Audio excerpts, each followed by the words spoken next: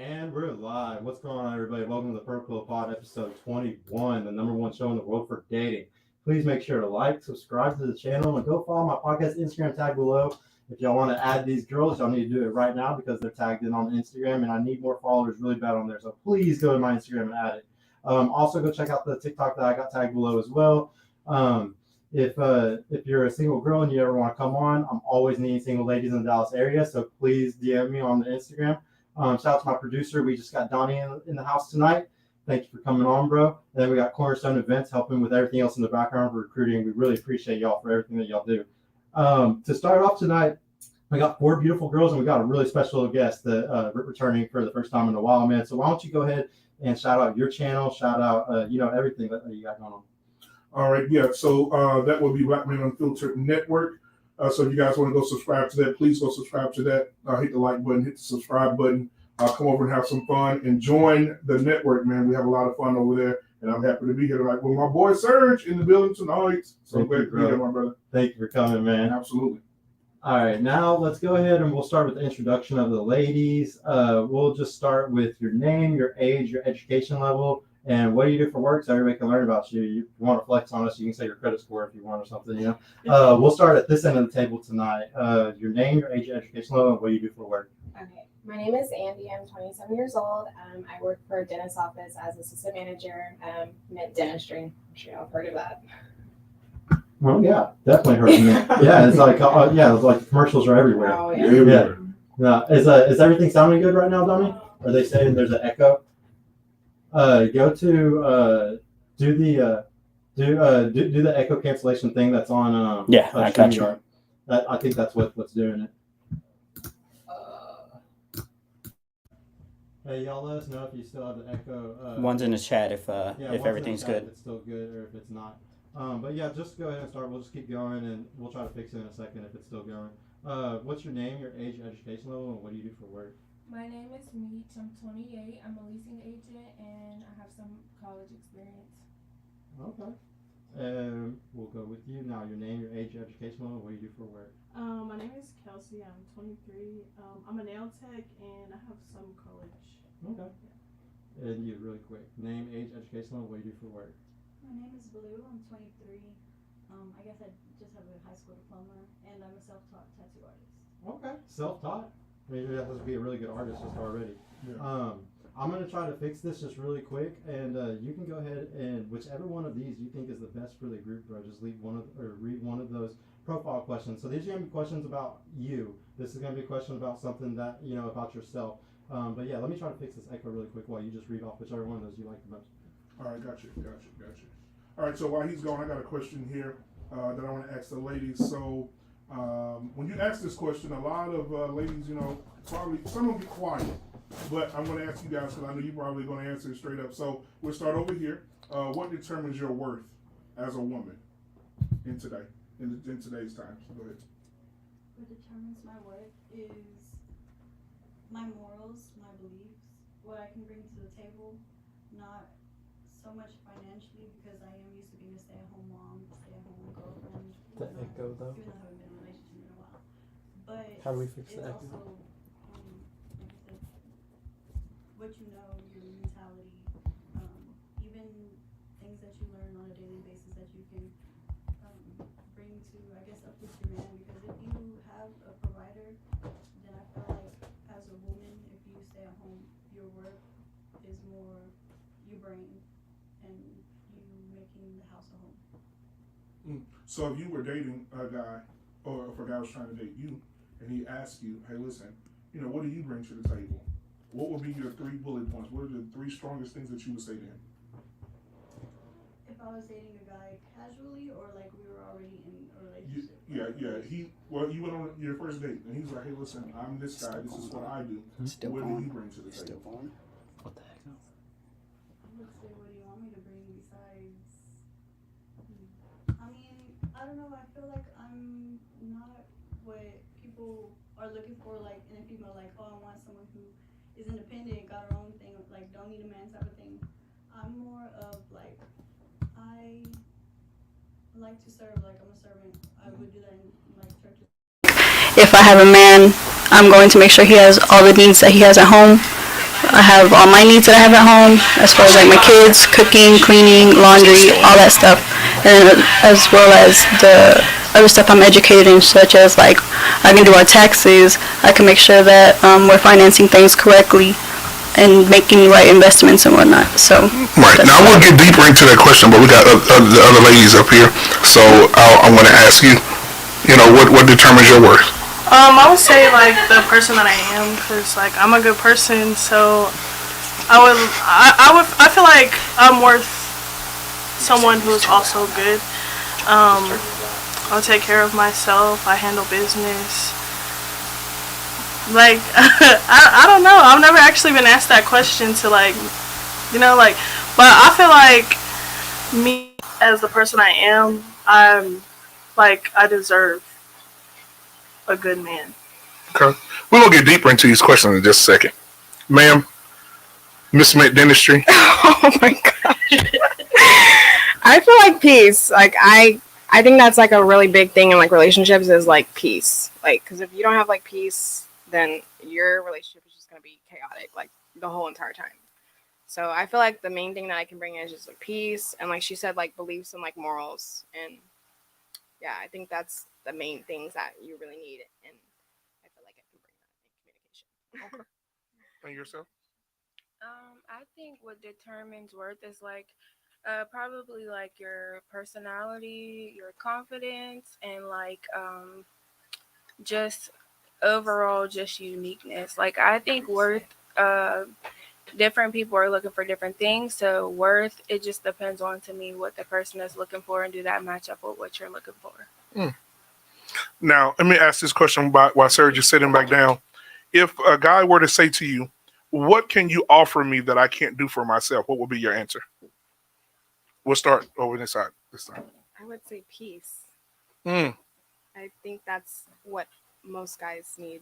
Absolutely. You're absolutely correct. Yeah, peace. We don't want to hear that bullshit. We don't want to hear all that goddamn screaming and yelling and talking crazy and shit. And you're right. You? And I think a safe place. Security. Yeah, for sure. Yeah, I think dudes want to be safe for sure. Absolutely. Wait a minute. This side over here, you got an organ we can play? This some shit. They have a church over here. So when you say that, what do you mean when you say that? Like, go into like safe place. What does that look like? I would say like a safe place from the world, because I feel like a lot of men have a lot of responsibilities on their shoulders. So a safe place that is secret and there's not too much stuff piling up on them. So that's what I would think. Boy, I've been baptized. What about y'all? I was actually gonna say a safe place as well. I feel like men they're not able to express their emotions enough. So I feel like as their woman, you should be like their safe space. Like, talk a little closer. Sorry. You should be able to like listen, be there for him, like let him show his emotions, because men don't get to do that often. Yeah, a lot of men will say that's bullshit. They're not going to do that. But, and the reason why men don't do that is because they don't want you mentally loading a bullet to shoot them with it once you're mad. And that happens to a lot of men. A lot of men will open up and say, hey, listen, baby, this is what I went through. This is what I'm going through. And then as soon as you get mad, that's why your motherfucking boss finna fire you, bitch ass. Right? I mean, that's just what it is. A lot of men experience that and they don't open up. And that's why men are dying faster than women. That's why men have so much stress, like she just alluded to. So much stress, so much depression. And these men just walk around like zombies all day and they never tell you anything. They're not, because they're not safe with you. So what about you? I would kind of bite off of what everybody said. You do have to be their safe place. You have to, because we're all human, everybody needs a place where they can be vulnerable and be allowed to be vulnerable, like in every way. So if you provide that as a woman, they know. And how you said, a lot of men are not comfortable with doing that because it's like a loaded bullet waiting to like hit you, like, use your own words against you and use how you are against them whenever the female is mad. And that's a big problem nowadays with everybody, and that's why I feel like relationships have kind of like been rocked nowadays. But if you're able to provide that and you're able to be a man's peace, even like how my friend said, guys really can't express their emotions, but if you know the guy you're with in and out and you've gotten to know them over a long period of time, they shouldn't even have to have to break down exactly how they're feeling, because you should already know how they're feeling just by a couple words that they say. So that's what you should be able to. Can I share a secret with you guys? Mm-hmm. Please. From a man's perspective, Mm-hmm. it doesn't matter if you've been with a man 3 months, 6 months, 5 years, or 15. You have one opportunity with a man to dishonor his vulnerability. Mm-hmm. And he will never look at you the same. He may act like it. He may walk around with a smile on his face. But on the inside, he's like, oh, no, I would never. He could be going through the worst thing. You'd be like, baby, how was your day? How many women on this panel right now have heard a man say, oh, it was good. I had a good day. It was all right. And on the inside, he's saying, yep, I went through a whole bunch of shit today, but I'm not telling you because I can't trust you with my vulnerability. So just remember that. That's a secret. Men are very, very fragile when it comes to that, because it takes a lot for a man to open up to a woman, period. No, for sure. I'll go on to another one. This is one of my new favorite things I like to ask. What can y'all improve on? I want to know what you can get better at in a relationship. We'll start on this side. I feel like what I've learned that I could do better is I shut down, like when I get like super mad, or sometimes I don't want to be like the nagging, like, oh bitch, like there's always, like bitchy, like, oh, it's always something. So I'm trying to work on to, like, instead of holding it in, just like communicate how I'm feeling. Yeah. Then it won't build up, and then you just explode, and they're like, whoa, where's this coming from? I gotta say, this is the answer we get a lot, though. Like, communication must be a big deal today for a lot. A lot of women must be having trouble with this, because I swear every panel we have at least one or two girls say the exact same thing that you just said, and I think it's because I'm just throwing something out there. I'm probably actually completely wrong, but I just have a theory behind this. I think that the illusion of choice, like having so many, like, it's so easy for you to be like, this guy ain't shit, he sucks, there's somebody out here that might be better, and it's really easy for you to not want to communicate, because there might be somebody out there better to communicate with. And I think that, like I said, I might be wrong, this is just a theory I have, but I think it's because there's so many choices out there, it's hard for you to want to go communicate with that partner, because you could easily throw it away and find somebody better, maybe. And yeah. But what about you? What can you improve on, you think? I would say overthinking. That's always gonna probably be my answer. Overthinking for sure. Overthinking. Hey, ladies, can y'all talk directly into the mic for us, please? Y'all have such a soft voice. Oh, sorry. Yeah. No problem. So overthinking, yeah, for sure. I think overthinking for me is a big deal. I don't react or say nothing to the person, but if I overthink some stuff, I'll just be like, no, I'm good. You'll lose the communication as well, Yep. kind of, just Mhm. because of your own brain making you scared about some shit. Go into that, though. When you say you overthink, give me an example. Like, if I feel like, okay, so this is shallow, but I'll tell the truth. So if I feel like, I'll ask the person, I'll say, okay, so who's your celebrity crush, right? Mhm. And to me, that's like every guy's fantasy, right? Is their celebrity crush. Right. So if me and the celebrity crush don't have no type of similarity or commonality, Oh my god! I would be like, no, he's not the one for me. Because, What the fuck? I'm Wait, right there with you. but because like a man is physical first. right? So if somebody says, like, I don't know, if somebody be like Kylie Jenner, right? I'm gonna know it's not me, right? I'm gonna know I'm not your dream girl. But if somebody said like Fatima for sisters, I'll be like, okay, I could correlate that. You know what I mean? Because I just feel like men are like, they like looking at women. So if I'm not near your celebrity crush, then So if me and you were in a relationship and I told you, hey babe, you're beautiful and you're sexy and all this other shit, and then you say, well, who's your celebrity crush? And I say Rihanna, we breaking up. No, because Rihanna is like not similar. I'm not saying like Rihanna, but I would be like over Kylie Jenner. Come on now. I mean, but Kylie Jenner, we act like Kylie Jenner is the standard. Right? Or Yeah, Kim, I'm not saying she's the standard, but I'm just saying like, or Selena Gomez. We'll just put somebody that's like totally opposite of me. I'll be like, oh no, I'm good. Yeah, but I mean, in this case, you being facetious, because you do, your characteristics as far as appearance, you do look better than both of those young ladies. Ooh, no. Like for real. Like I'm not bullshitting. I'm You not gotta understand, a lot of guys hate the fake shit. We don't like the fuck all a lot, especially the serious guys. Yeah, I think that the guys that are serious really hate that shit. Like they hate it. They hate the Kardashians. They think they're ruining the world. If it's a smart guy, that's the way he thinks. Obviously, there's a lot of piece of shits out here that would love that, but yeah, I agree with him. But at first, I disagreed with you for a second, because like I know I don't look like anything like my girl's celebrity crush. So like, but at the same, but when you said women are physical or like men think physically, I kind of was like, Yeah. is she right because of that? Because men do think physically a lot. So I like you kind of changed my mind there for a second. I want to add on to that too, Meech. Yeah. I'm gonna disagree with you and tell you that your thought, for lack of better words, is pretty stupid. And here's why. There is not one type of woman that a man wants. Exactly. Men like variety. Oh, that is true. So that is yeah. true. you go to any man, and if he watches porn, look at his porn search history. He wants Latina chicks, black chicks, That fat is chicks. so If he's true, into though. fat chicks, whatever. He got a variety of all types of chicks. Yeah. So for you to break up with him because he says Kylie Jenner or whoever it is, I guarantee you got 12 other hoes that he got in mind too. But that's like that's like in the beginning questions. That's not like after just like me dating and liking a person. I mean, if we dated and liked each other, I'll be like, okay, well, we like each other. You know what I'm saying? But for the most part, it's like in the beginning. That's like in my normal set of questions, you know? Damn, Yeah. so you probably lost out on a good man already because of some dumbass decision. Damn, Like you gonna be watching I TV might one day. They're gonna say the winner Yeah. of the lottery is. You gonna say that's that motherfucker. No, it's just man, that's funny. You what can you improve on?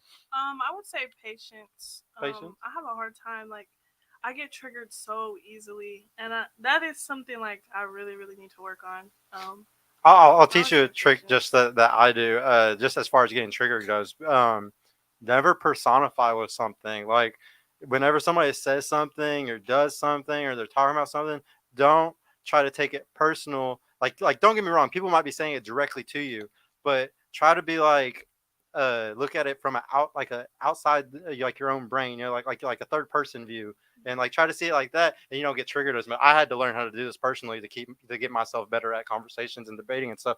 I had to learn to step outside the box, I guess you could say, But yeah, that's just a little tip that I do. What's something that you can improve on?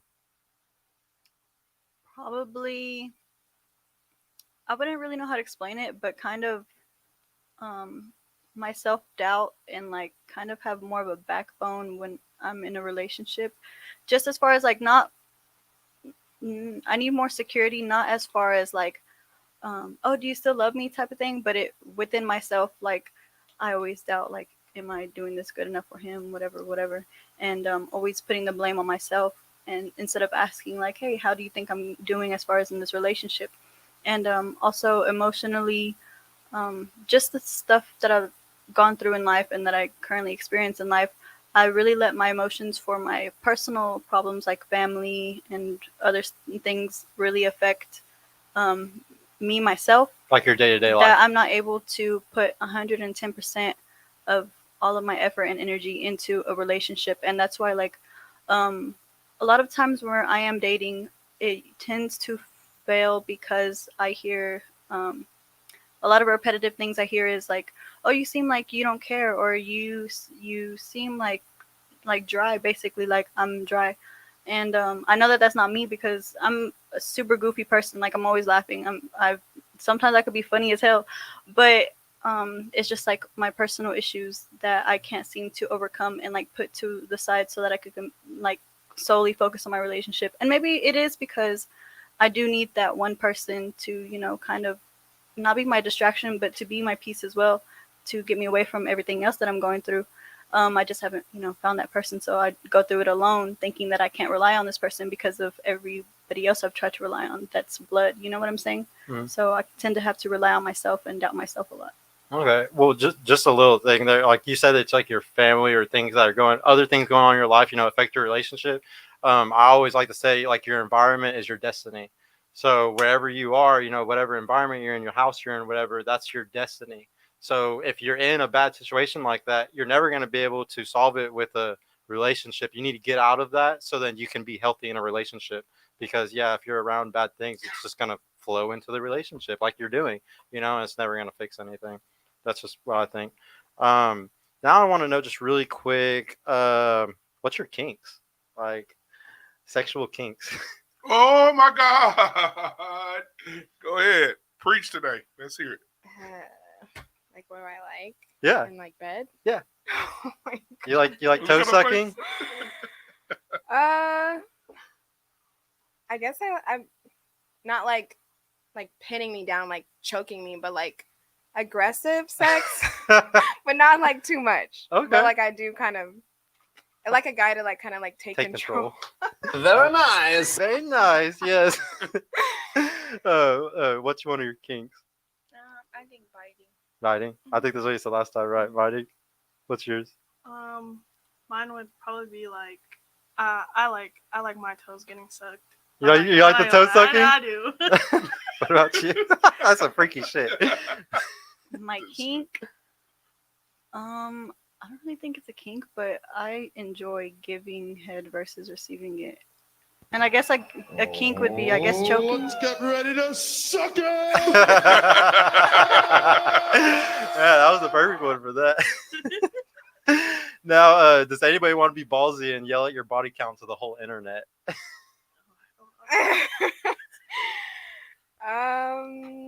Can I come and take this?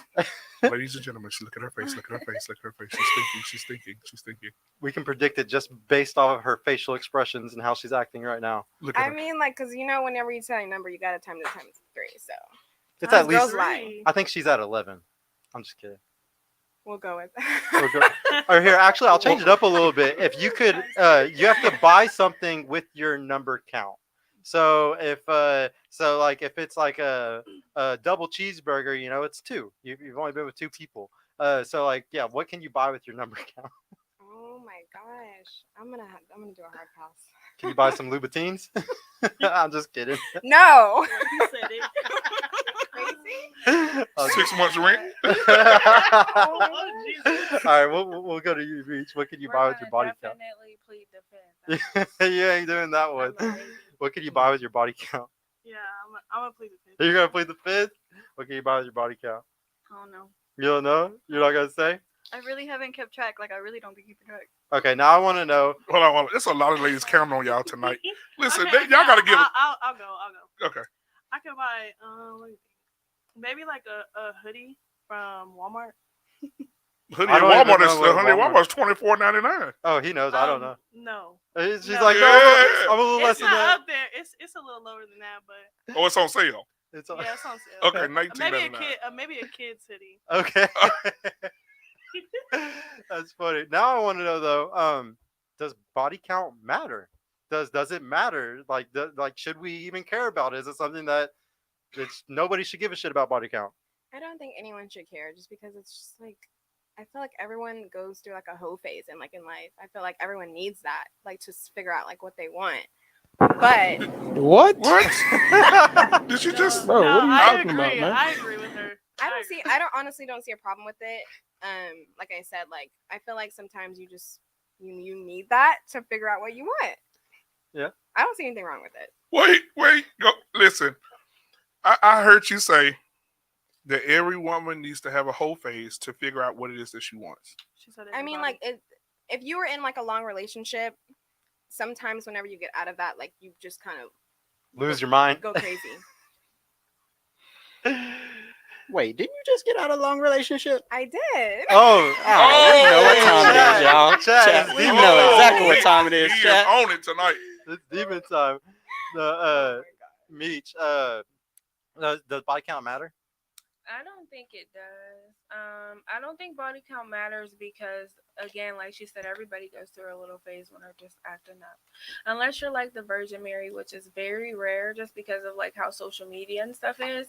All these girls going through growing experiences, huh? Yeah, and then too, the men too, they have all these options. Some women just throwing that at them. So I think that it doesn't matter. But if you like, I would say if you like take pride in it, or like you're like as a man, like if you're It's like, your identity. yeah, and you're like leading kind of with that, or if you're known about that, because we do got OnlyFans out here, you know what I mean? Like, I just feel like then it's like It's too much. It's too much.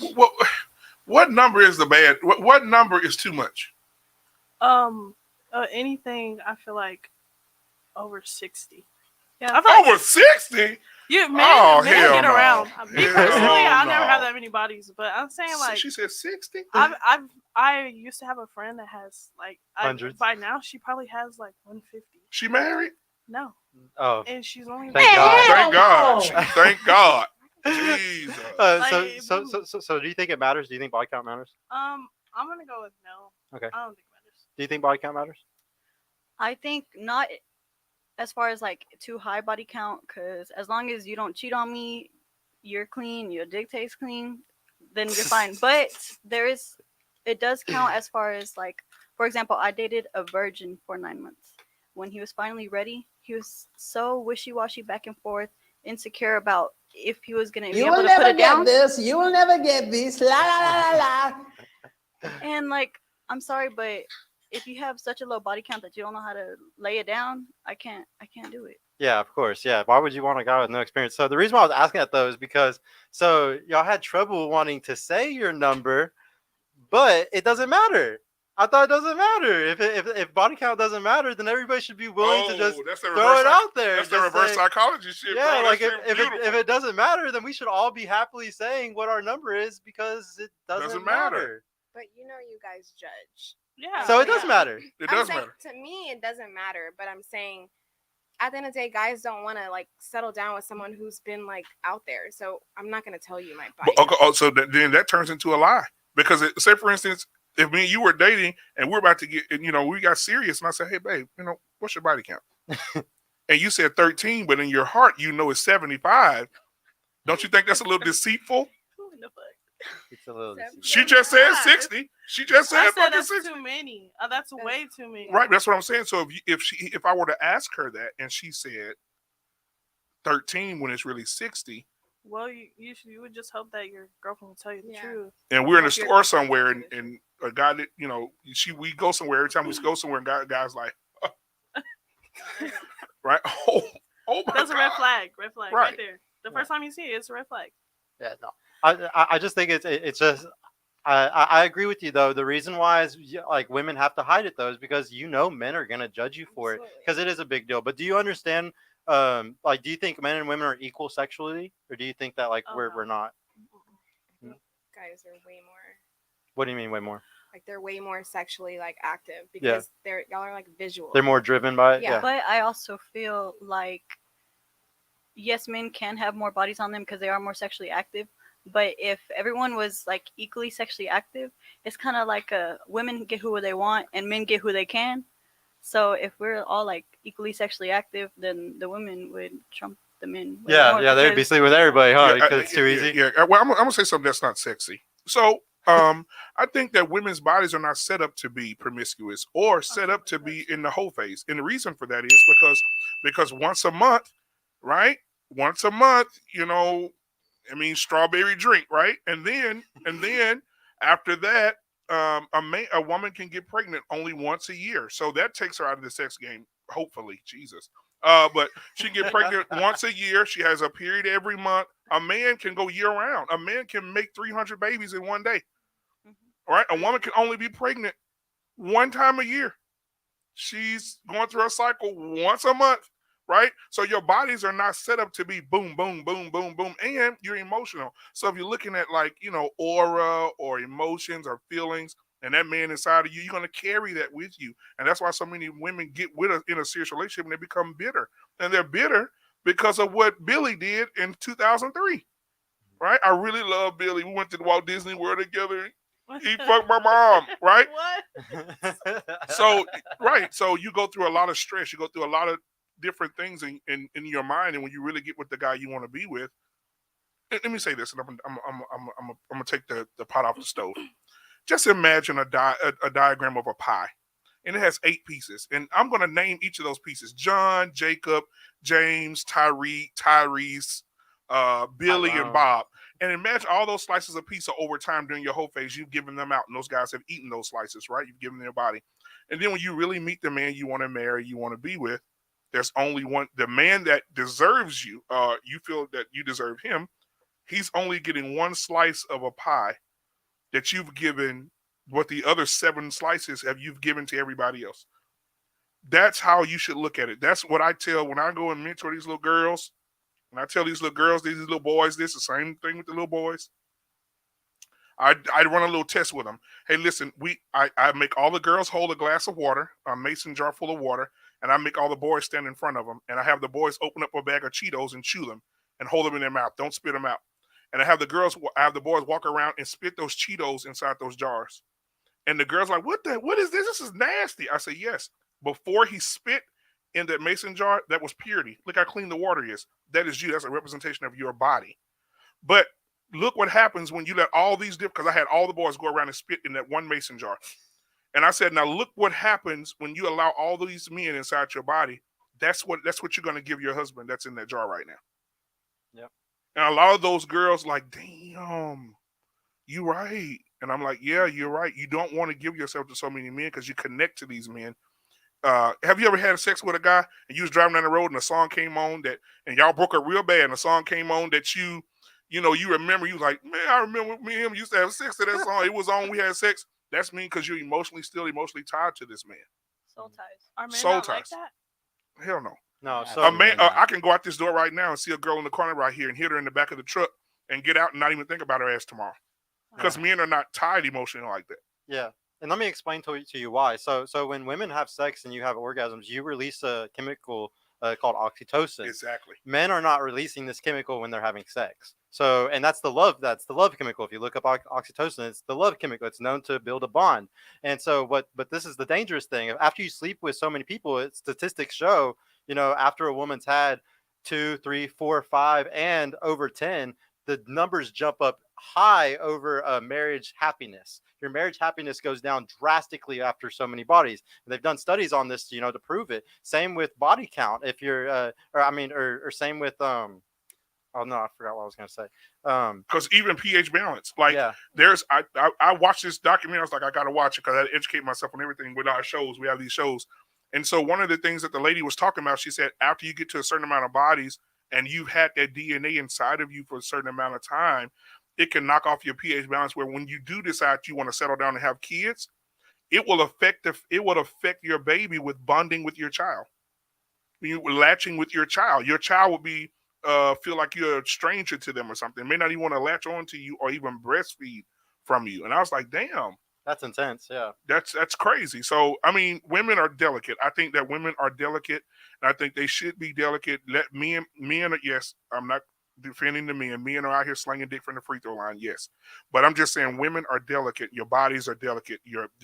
The way you handle things are delicate. And I think when you choose to sleep with a man, make sure you're being responsible to the fact that you don't have to keep sleeping with every man that says, hey, here's some free dinner. Yeah. And just to add on, something I like to tell women all the time on here is do not get dickmatized. It's so easy. Like you can think I'm just going to sleep with this guy and it's nothing.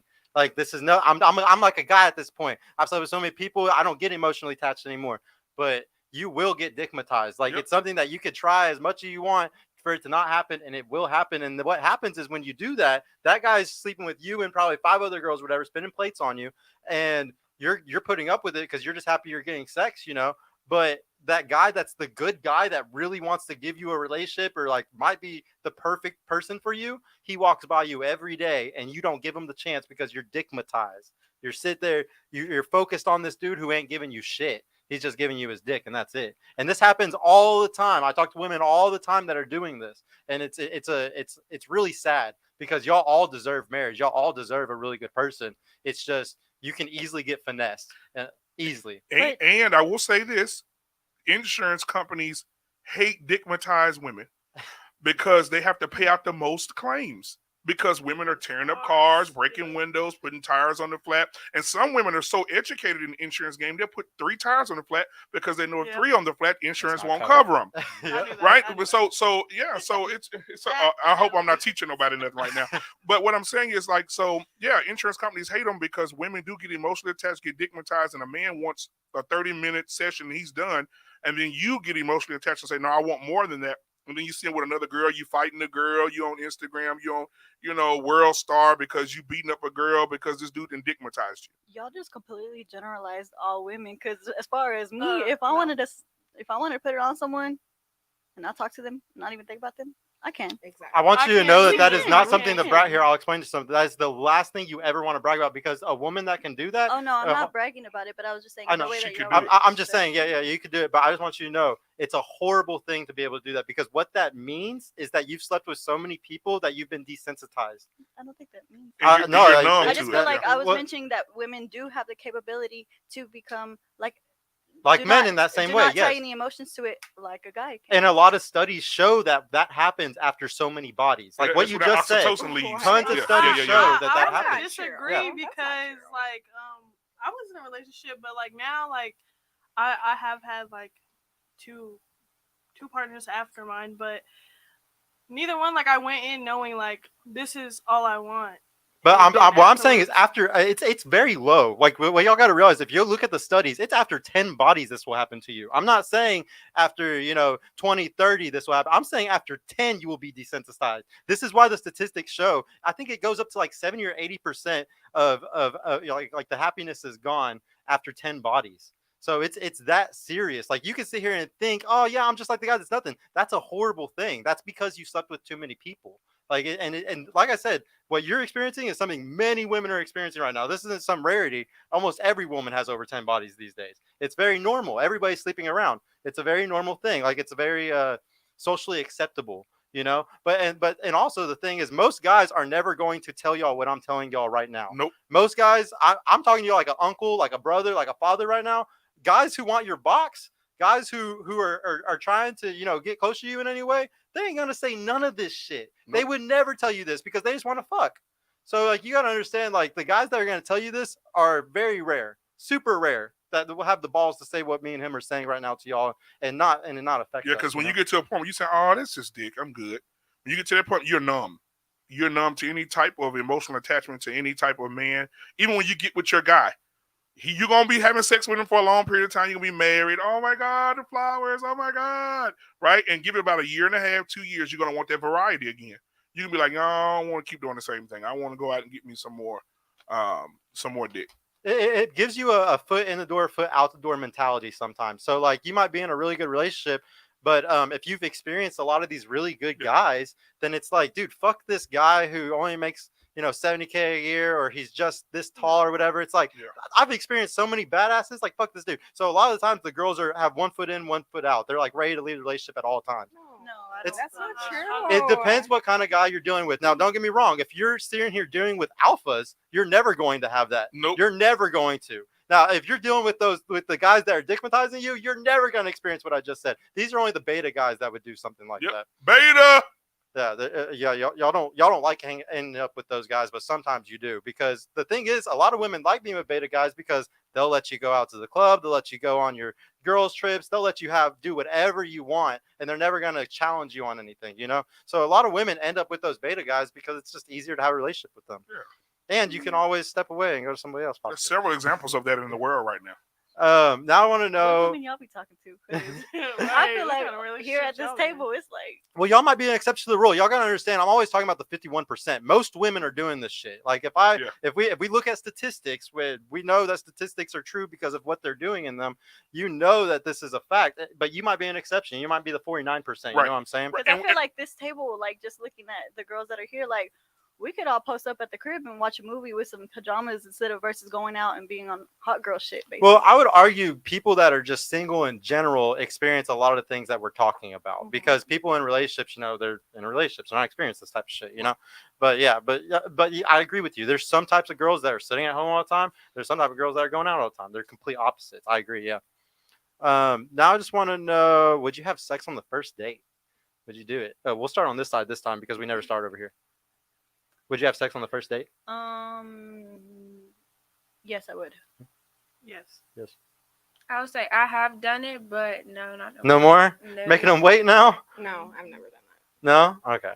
Meech, why are you making them wait now? You can't make some perfect guy wait now. That shit normalized now, though. No, it's not even that. Like, I feel like I'm a little bit older or seasoned, you know what I mean? But I feel like I just got more confident. Like, I feel like when you have sex on the first date, I feel like it's instant situationship. Even if it takes a long time in the situationship, like a year, I just feel like when you have sex on the first date, you're instantly agreeing to a situationship. So I could see that, yeah. If it's not the right guy, for sure. If he doesn't have the Right. mentality for the relationship, then yeah, you're completely right. Yeah. Right. So I think that just comes with the confidence thing. I think that women can look at it and say, oh, we think we're confident because we can do this on the first day. But then again, it's just very masculine. So I believe that sex on the first day is definitely not the right way to go. Okay. Because then you won't be able to ever see the man's genuine side because he already knows he can get it. So he doesn't have to show you all this chase. But that goes back to the betas, because what happens is women do get with men for long periods of time. And once they get with men for long periods of time, that same shit happens, right? He's going to get all the pussy. He's not going to commit to you, right? And that's why I always say this, right? The people in the chat, they know me. This is what I always say. You get plenty of dick, but who will commit, right? You'll be in a relationship with a guy. How many people do you know that's married right now? I mean, been together 12 years and there's no wedding. 15 years, no wedding, because he's got the fucking cow, he got the milk, he got the cake. You cooking for him. You doing everything you need to do for him. And he don't have to commit to shit. What I got to marry her for? I'm getting everything. And then when the shit hit the fan, I can walk out this bitch with no attachments. That's what the beta dudes do. That's what they do. That's crazy. That happened to me recently. Like, really, I was in a 5-year relationship, and like I was doing the damn thing. And after our 4th year, he asked me, like, we got engaged, and then he just broke it off and had no feelings afterwards. Like, none. And just walked away. Just walked away. The shit's real. There we go. Yeah. Well, the only thing that I would say, Misha, you gotta watch out for is like, I think that you can end up with beta guys when you do that. Like, you've heard me talk about burning genuine desire before. So like, I really believe that burning genuine desire, if you don't have it for that person, it's not gonna last. It's a two-way street, and I'll explain to you why. Because the guy, if he knows what I know, it just depends how smart the guy is, really. If he knows what I know about burning genuine desire, he's not gonna want to be with somebody that made him wait 2, 3, 4 weeks or something, because like he knows, oh, she definitely doesn't have the same genuine desire that other girl did that fucked me on the first date a few weeks ago, you know? And like, so that's it's such a weird thing. We've had this debate multiple times where we don't know where the middle ground is. We don't know if women should make guys wait 30, 60 days, or if you should give it to them on the first time, so they know that you're really down for them. I feel so bad for y'all, like women these days, because that is the hardest choice in the fucking world to make, to determine which guys deserve it and which ones don't. And you know who make it bad for the women? Women. Because this is what happens. Y'all, all 4 of y'all in the club, y'all know each other, right? And then you guys will be like, oh, no, I'm going to do that on the first night. And he'll walk away from you.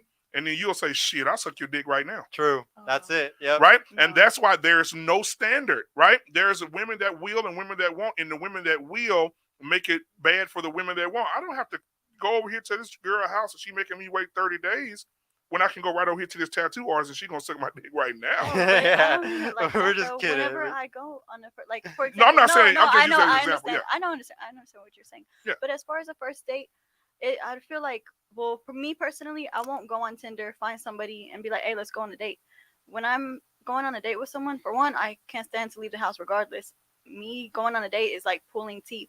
So it'll be people who I've talked to off and on for a couple months or whatever, and get to know them and actually like have a friendship with them, and then I'll go on a date with them. There's people who I had a good friendship with them. We became friends, and they still haven't even taken me on a quote date. So whenever I said yes, I have put out on the first date, it's somebody that I have known for months. But they had to work for it, yeah. Mhm. Yeah. So I'm yeah, not having sex with a stranger on the first date.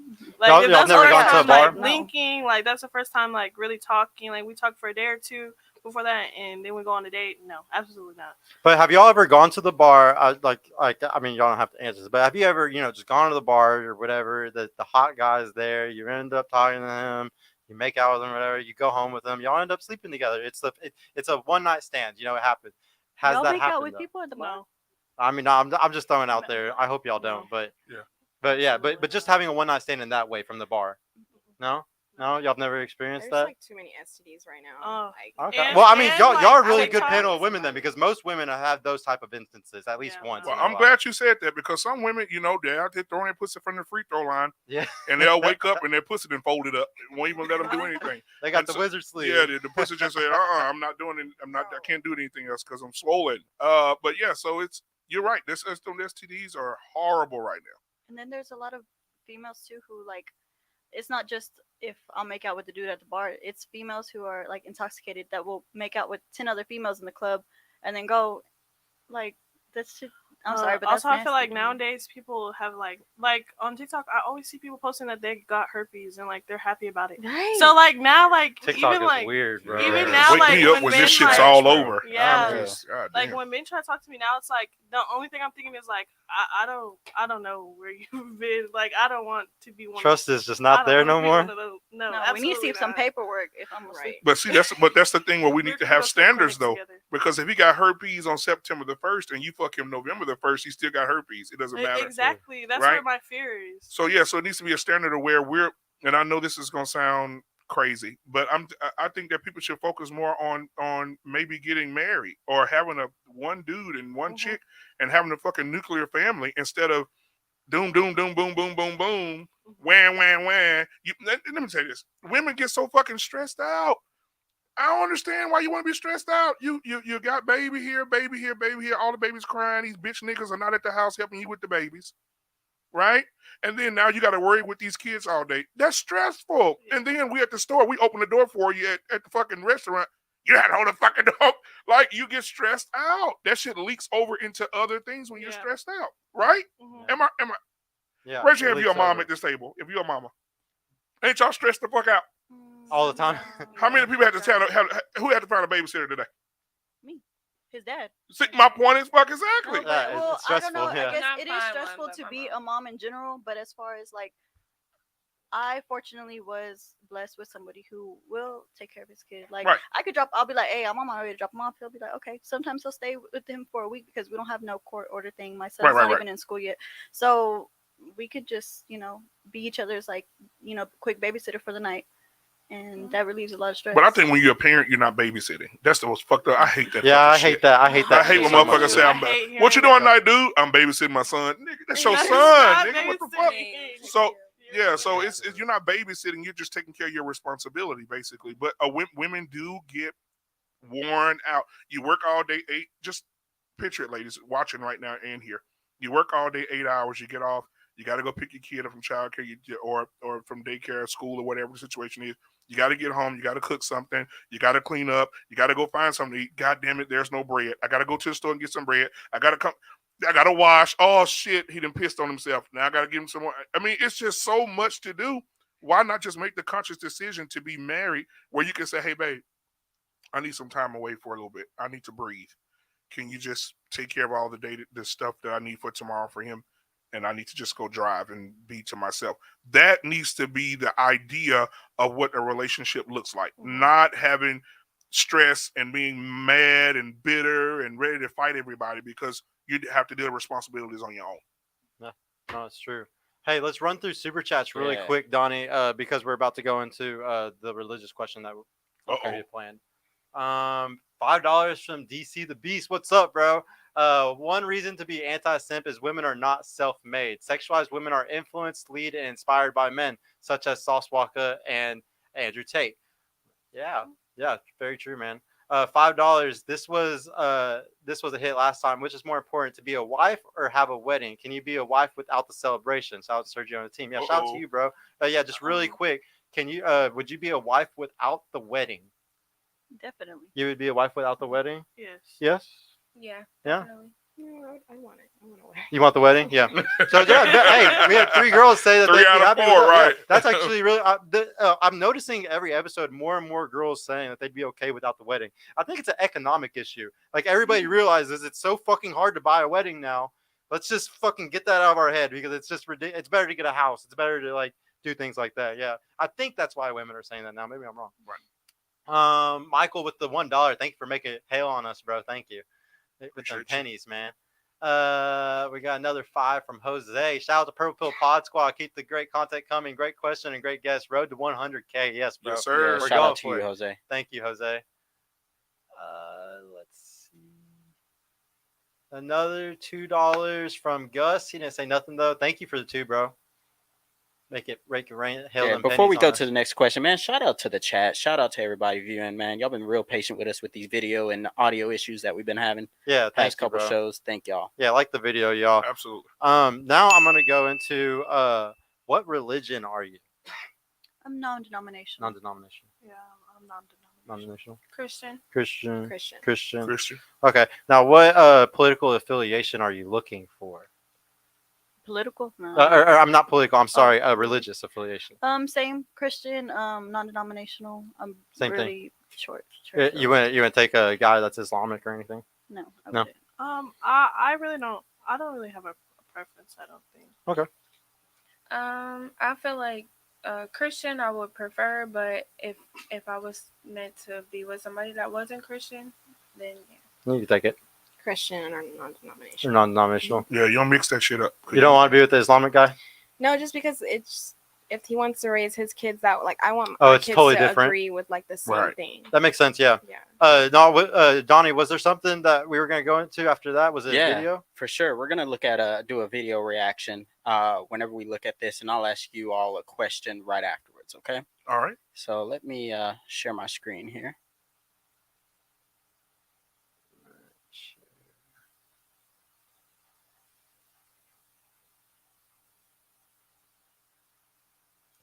All right. Very beautiful. What's your son? Gemini. Oh, I could can't never hear work with you.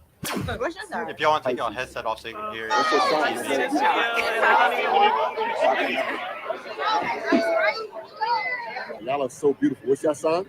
Oh, Cancer. Oh, I could never. What's your son? I'm a Scorpio. Walk away from me. We can never work. What's your son? Oh, we could never work. I know. What's your son? I'm a Pisces. Oh, I'm a Pisces too. We can never work. What's your son? Taurus. Oh, walk away from me. Yeah. Oh, we can never work. You are very beautiful. What's your sign? Oh my gosh, thank you. I'm an Aquarius. Oh, we can never. You are very beautiful. All right. All right. So, my question for the ladies: have you or anybody that you know, one of your girlfriends, rejected a guy because of his astrology sign? We'll And start, we can start on yep. this side. No, I don't. I feel like people think too much into that. Like, So you're not that into it? No. Oh, okay. Nope. No? I haven't, but I do. You have friends? Yeah. Yeah. No. No? Or you don't have, do you have any friends that have ever broke up with a guy over it? No, I just don't believe in the astrological thing in general, and I don't really have friends, so. Oh, okay, yeah. Can I say something? Yeah, go ahead. I absolutely hate the question, what is your sign? Your sign has nothing to do with who you are personally. I took that class in That's high messed up. school. I'm an Aquarius. It's a big Yeah. deal to me. It's a mind thing because it really, if you think about it, like the posts that are like Scorpios have this and then they're like Cancers have this, they are recycled. They have nothing to do with us. Look at this based ass panel we have tonight, Donnie. All these ladies are against Yeah. astrology. Crazy. Man, No, we wanted to trap y'all, I'm but not yeah, all y'all are not into it. Ask us some Bible questions or something. I'm No, not I- against it. This is what I would say about astrology. I don't know how true it is, the facts, but I was told from somebody that astrology had something to do with the Census Bureau or something like that back in the day. And I heard that they were basically getting the months of the birthdays to see how people acted that their birthdays were on certain days or whatever like that. So when I think about astrology, I feel like maybe that's why they drew similarities just because of that. But other than that, I don't look too deep into it like, oh, my Cancer moon is, you know what I mean? I just look into it like, okay, well, I can see how, people would correlate that with Scorpios because I'm a Scorpio. So I could see how people could say, oh, okay, that's kind of similar to how you might act. But not to be looking into it like the tarot and what's coming next for my, Cancer moon and stuff like that. Yeah, I've heard it. The lady said, she said, hey, I was at work. She said, hey, what's your sign? I said, I'm a Sagittarius. She said, oh, wow. I said, what the fuck that mean? She said, well, Sagittarius, they're very sweet. They love hard, but don't fuck them over. Because if you fuck them over, and I'm like, damn, she kind of right. But how the fuck? I said, never mind. So I was like, that doesn't mean anything. She said, it means everything. Have you ever just laid down and just closed your eyes and connected with your sign?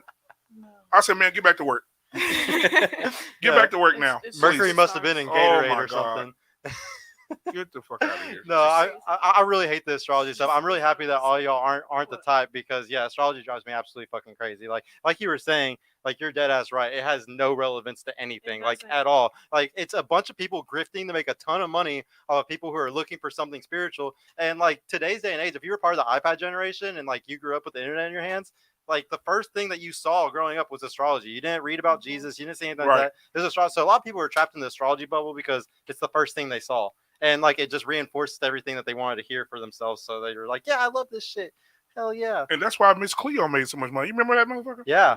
Call me now for your free reading. Oh, you lost your keys. Look under the couch. Oops, you got them. Right. So she went to jail for fucking 11 years because she faked that she was a Jamaican palm reader. And she fucked millions of people out of millions of dollars. Ultimate grifting, right? Yes, there. and That's some ultimate grifting. And she was not from Jamaica. She was from fucking Queens. What? And she went to jail for like 11 years. She got out of jail. And let me tell you how karma got her though. A month out of prison, she passed away of pancreatic cancer. Wow! Right after she got out of prison. Right after she got out of jail, she passed away. She got her freedom and then lost it again. So now, damn. Yeah. So now I want to know. Let me think. Shit, sir. You don't just say that shit. You're just gonna graze over that shit right now. You just are really gonna. You said it so smooth. You said it so smooth. Just go graze. I'm sorry. Now I want to know. Here, you're gonna do this one. I'm gonna go pee really quick. Ask them what height do they prefer. Oh, this is a good one. Yeah. So we'll start. We'll start over here. What height do you prefer? They gotta be at least over 5'8" for me because I'm 5'2". What about you? Okay, I prefer a taller, like maybe like 5'10" up because me myself I'm 5'10", but I love short men. Oh, you want to look? You like somebody you can look down on? No, it's not even that. If you really think about it, short men they really are the better looking men, and the tall men are the ones that are out here slanging meat. Like, oh, midgets get pussy too. Don't do that, ma'am. Oh, hey, I got a question about that. That last thing she just said. Wait, go ahead. So you said tall men are out here slinging meat. Are you meaning as in like they're the ones that's sleeping around? They're the ones. Yes, they get more play than. Wow. So why do you think that is? Yeah. Because women want a tall man. You don't say. Yeah, we're gonna get that. We're gonna tear that up in a minute. Like really, like a lot of like if you ask a woman, 90% of them are gonna say they like tall men. Damn, y'all, we got a dope ass panel tonight. Yeah. What about you, sweetheart? I would definitely say at least 6 foot. I always say just because of like when I get like so thin, you know, I'm gonna maybe change it, but I always say like the person has to look good beside me. I feel like that's just like my main thing. So if you're 5'5" with me here and we can look good together, I can rock with that. But I just feel like the person gotta look good beside me because I feel like it's awkward sometimes when you see like opposites. That can be awkward. What about you? I feel like at least like I'm 5'5", so I need someone. You just feel safe, like with someone like taller and big. Like I feel safe, and you need to be 5'9" or above. Now, let me ask this question on the flip side. What if you were dating a guy right now? I'm gonna change this up a little bit. What if you were dating a guy, or you were interested in a guy, and he said, "You know what? I don't like a woman that's over 120 pounds with pink hair. I don't like a woman that's 5'11" with blue hair. I don't like that shit. That shit is. Why are we conversating? No. But I'm saying, what if you were around a group of men and he was like, "I don't like that," and that defined who you were. You're a good person, right? You would be a great wife, a great girlfriend, but he's defining you by what you look like instead of what you can provide for him. But I'm not his preference, so that's fine with me. I'm not so insecure where I'm like, you hurt my feelings. Okay, I'm not your physical preference. Then that we can still have a nice conversation and move on. Okay, what about you? I feel the same way. I feel like you can tell when somebody is like attracted to you or not. So that generally doesn't happen. I don't feel like men approach women they're not attracted to because it takes a lot for a man to go up to a woman and say, "Hey, beautiful, how you doing? Let me get your number. Or can I take you to dinner or whatever." So I think that attraction definitely plays a role. Even I guess you could say the square lames, they even got a type. They might see, the girl that watches anime and be like, "Oh, that's my babe right there. Let me go shoot at her." Right. But I just think that it comes down to you can tell, and a man will show you that he's not attracted to you. Like I've been in all type of situations. I've been in hood situations. I've been in bougie places. Like you can tell when a man is physically attracted to you. So I feel like it doesn't generally happen that way. You know. Yeah, that's some. A lot of. It's a lot going on in this world today, but that's one of them. I think that you'll pass up a great guy because of I mean, just think. I know what you just said. It's not his preference or your preference. However, there are a lot of people that have avoided each other, and life went full circle, and they ended up being together, and they were great for each other. Yeah. Right? Preferences can change. Especially after circumstances like I've got the tall guy with the abs. He beat my ass. He took my wigs and burned them. All this shit, and now you dealing with it. You dealing with that now. But the short guy is like, "Hey, babe, I've been here the whole time. I love you."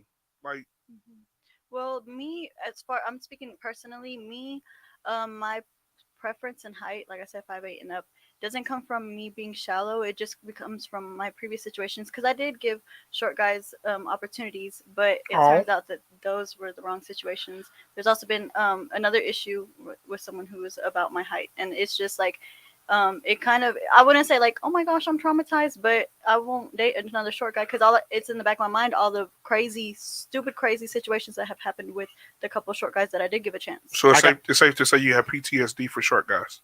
Yep, honestly, yeah. Wow. Let me ask you a question Sorry. about that. What did his height have to do with the decisions or the character that he displayed for you to? Good ass question. It wasn't the height that correlated with his actions or personality. It was just the fact that I gave multiple short guys a chance, and due to every single situation with them, ended up horrible. Like not even funny, but like horrible. It put, in the back of my mind, it gives me that picture. Like if I'm with a short guy, like I won't be interested in them because of the trauma of what happened previously. Does that make sense? Like no, it really doesn't. But like for an example, what he couldn't reach the top shelf or some shit. Like, Oh my god. Like what does this height have to do with the character that they displayed? saying, was he like, fighting trauma- more? Were you treating him worse because of the height? Like what was it? No, it specifically? wasn't the height. It was, I'm saying like when there's a correlation in a couple, like for example, I'm just gonna be completely blunt. Bruh. I've given about 3 short guys a chance. One of them beat the fuck out of me. One of them honestly did force me to have sex with them, like basically rape.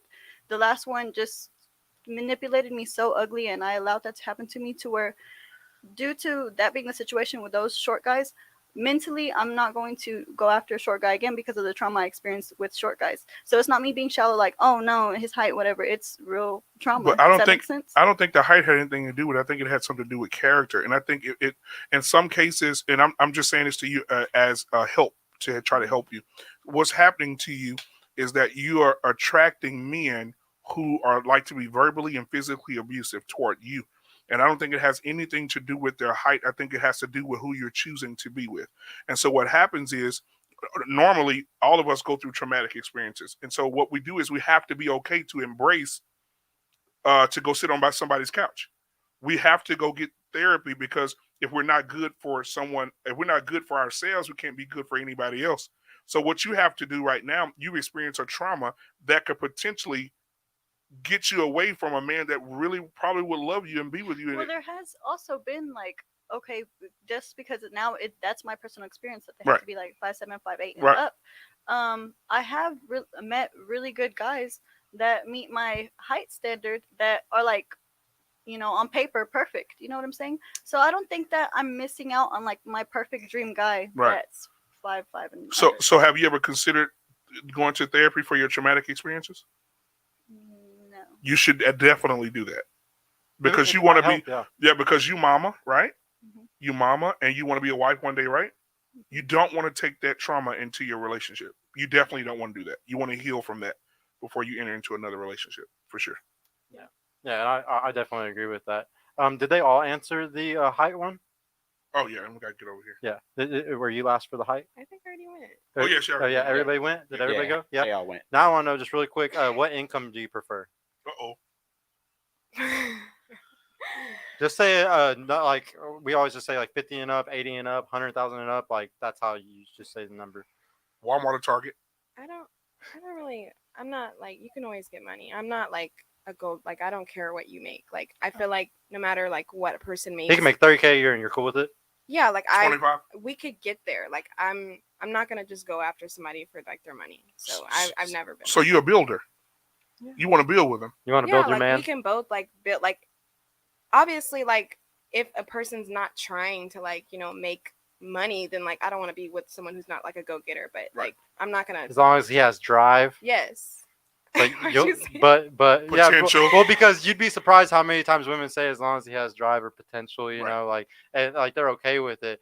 Is there like a timeline, like say how much, if you don't mind me asking, do you make a good amount of money? Do you make 50K a year or so? Yeah, it's decent. Like I So- can live like alone. So like if he made like 25K, is there like a time, like would you expect him to make as much as you after a certain amount of time, or like Okay. Yeah. like how long do you think it is? 3 months, 6 months, a year? Like It how, just- I how guess- long would you let the guy be a bum kind Okay, of? I guess it just depends on the age. Like if he's like mid-20s, then like okay, but like anything over like 25, like okay, you gotta. It's like a super red flag if he's you still... gotta like what are you doing, guy? Okay. So what is your preference of age in men? If you were to date somebody right now, what's your age range? Yeah, your favorite. I would say like 32, like because I'm trying to get like married. So Yeah. like guys like 25 below, like they just want to. They're just playing right now, yeah. Like, And how old are you again? 27. All right, just making sure. So like they just want to hook up. I've been there. I've talked to guys. Like I know like now what the age range is, and I feel like guys like 30 plus, like they've already had that hoe phase. They've already like been through that, so they know like okay, I'm looking for a wife. Not saying all guys in their 30s, but I'm saying Yeah, there's what still I'm- some that are still sleeping around like No, crazy. Yeah. for sure. But I'm just saying what I now like kind of look towards is like guy like 31, 32. Okay. So I got a follow-up question. Yeah. I got a peel a layer back here. Yeah. So what is that time frame that he has to make as much as you? Like how long? Like for an example, if he starts a relationship, you decide to settle down, you make 50K now, he only makes 25, 30K. How long does he have to actually make equal to, or if not more than you, before you're like, you know what, this ain't gonna work? You're a bum. I think, like I said, it's the age. Like if he's over 25. Well, you won't date anybody under 32. You just mentioned that. Well, okay, but I'm saying like if I were to, You're not consider going the to. So let's get Okay, all of that out of the way. okay, You're not okay. going to. Then no, if you're making 20, like if you're at that 30, if you're 32 and you're making 25, and you don't have a good reason as to why, like something happened, then no. You're like not if playing you're not trying. Yeah. So no. You I get wouldn't 1 do month and that's it. it. Not But typically, even. how much time would you give a man? If you're saying you At asked- 32. No, he's that I 32, wouldn't. No, you wouldn't do it at all. No, I wouldn't Okay. do it at all. Okay. 'cause- Yeah. It's just something that we talk about a lot. What about you? What's the income preferred? I would say at least what I make or double what I make. So I feel like that's a fair outlook. At least make what I make or close around it or double what I make. You already know the statistics, so you know what you want. Mm-hmm. what about you? I'm gonna go agree with her. It make at least what I make or More, a little bit more. What about you? I don't really care. You don't care? I don't care as long You're as a mama, you so can- you've already had to take care of it by yourself. Mhm. Yeah. So I just feel like if you can hold your own, if you're financially comfortable with paying your bills, paying whatever responsibilities he has, and especially if he has kids, he can take care of his kids. If you feel like he could take me and my son on his plate and be comfortable, where I'm not here stressing because he can't pay the bills, then we should be fine. I don't really care about no new car, Rolex watches, whatever. So you're gonna love him for him. That's the worst thing ever in life you could do. Let me tell you why. If a woman told me, if me said to me, "Hey, I'm gonna love you for who you are. Fuck, I don't want you to love me for who I am now. I want you to love me for what I can become. If you meet me at $50,000, me and you need to excel to 70. We can't get complacent at 50. Oh no, I'm not talking Right? about being complacent, but if I'm talking about growth. If I'm meeting someone, if I just meet someone and we become a couple, whatever, Right. then of course we're gonna start off where we start off at. Right. But as a couple, we're definitely gonna grow. We're definitely gonna strive for more, and we're definitely gonna make more money together. Okay, you didn't say it the first time. My bad. Okay, but yeah, so you do want to just you would definitely do it, but you're I'm okay okay with with it as long as he's building with up. him. Yeah. Okay. The builders. The builders, yeah. I'm You not got a the Bob the builder. I Builders just over told you here. After 32, no, I'm not building. Right. Well, yeah. Right. She corrected it. So 32. Yeah, she's not even going to even entertain them. No, so something that I like to talk about is the reason why, or just a note off of what he said. It's not really relevant because none of y'all answered wrong. But like hypergamy is a really big deal. Women are always trying to date up. Statistics show that women want to date a guy that makes 58% more than them. So if you made 100K a year, you'd want a guy to make up 100, 150. That's just what statistics show. That's what most women, whenever they sign a paper, what they would say. But hypergamy is an extremely good thing.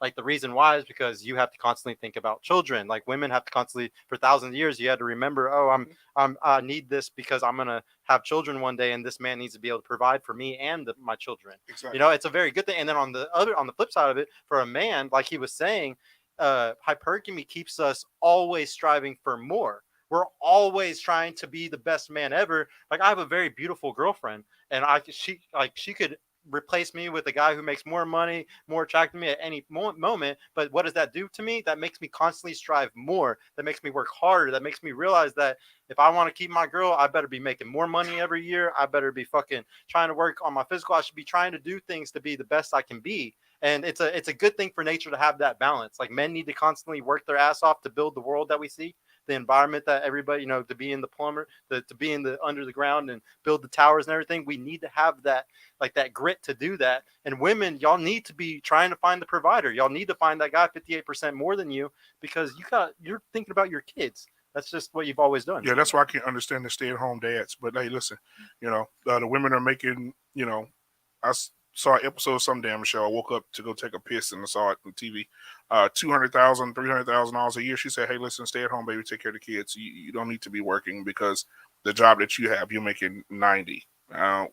We don't need it. I'm making 300 a year. Just stay at home, take care of the kids. Make sure they get to school. Make sure they eat. Make sure the clothes are done." He's in that motherfucker folding clothes and singing, "Hallelujah." I can't. I wouldn't be able to do it. I would feel less than a fucking man. Yeah.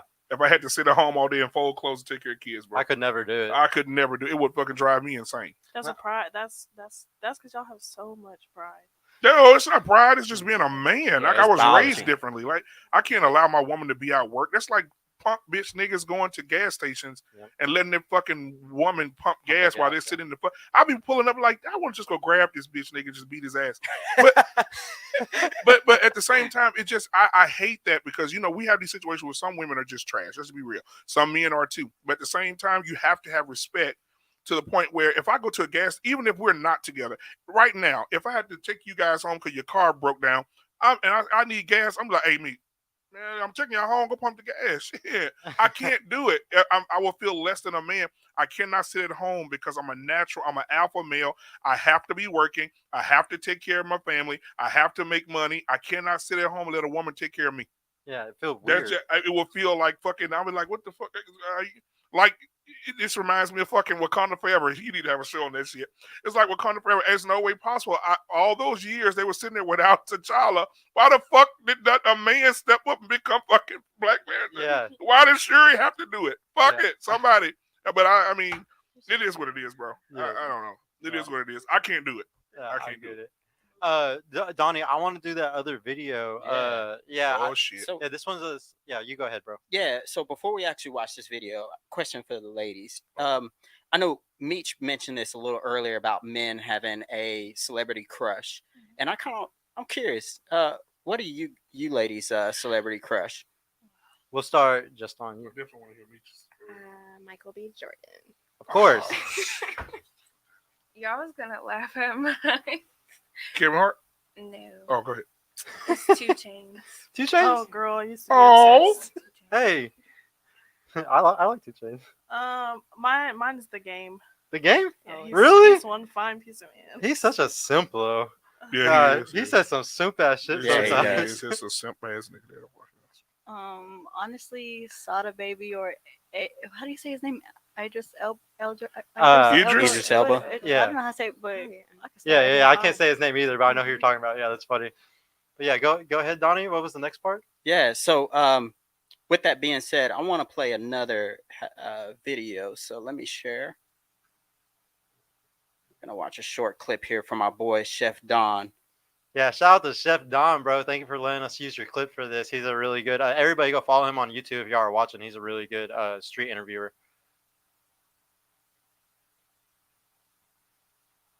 All right. Jacob Elordi. Who the Can't hell hear is that? Nick Jonas. Okay, actually, I agree with that one. Yeah. Nick Jonas. I can see it. Don't All right. Nick Jonas is the man. Who here has had the longest relationship like ever? 1 month? If you were in a relationship of like 2 years, would you take it seriously? I've been taking it seriously. All right, you wouldn't take a relationship of 2 years serious.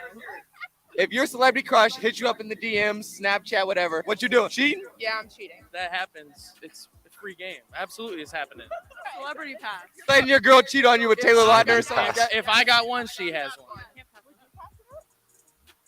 No, you wouldn't. All right. Ryan Reynolds, he's safe. Isn't he like the Ant-Man or something? He's so hot. I don't know. If I'm dating someone for 2 years, why wouldn't it be serious? All right, so it's a serious relationship, 2 years. She said, why wouldn't it be serious? Ryan Reynolds hits you up in the DMs, right? Folding immediately. Folding immediately. I thought you said you were taking it serious. But if you're folding, are you taking it serious? Not anymore, I guess.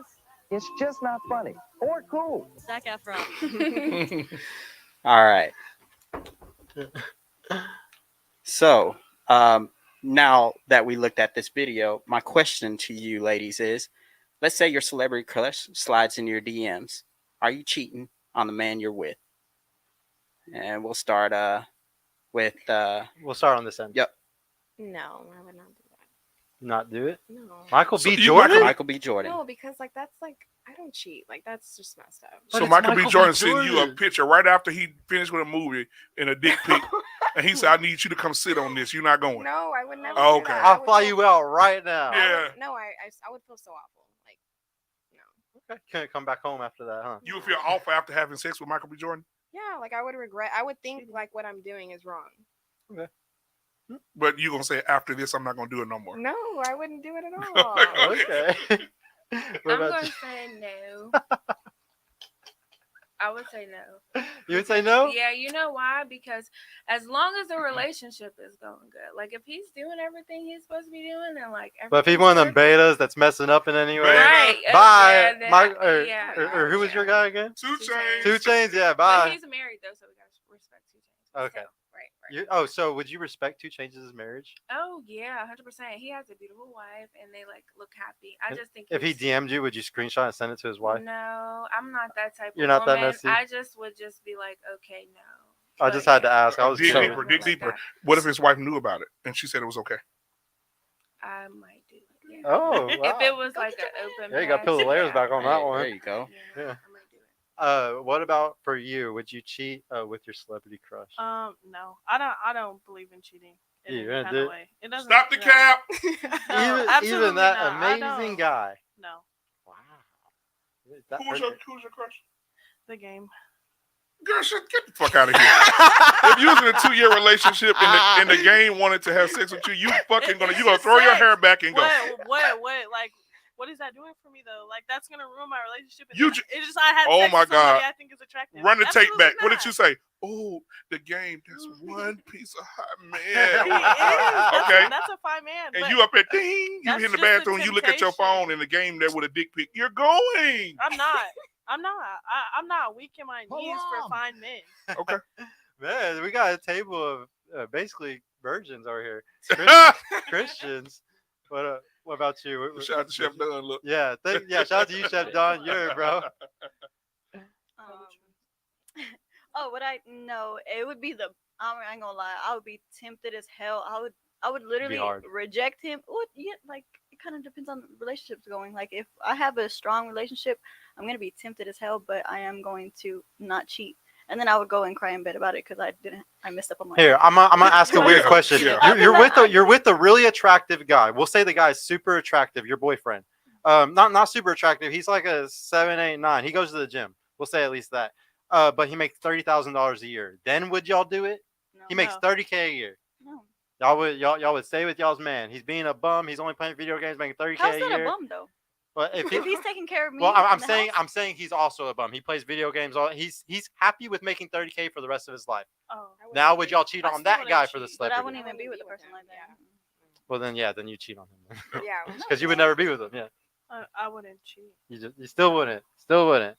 The income I'm doesn't matter. not gonna be with nobody like that. But if it was my situation, I would definitely cheat. Definitely more Definitely likely be in that cheating. situation. I would break up with them then cheat. I mean, break up with them and then. See, well, what am I Yeah, 'cause, keeping like, him why around would we be for? together? But yeah, no. Well, just to go into kind of what you just said, who do you think cheats more, men or women?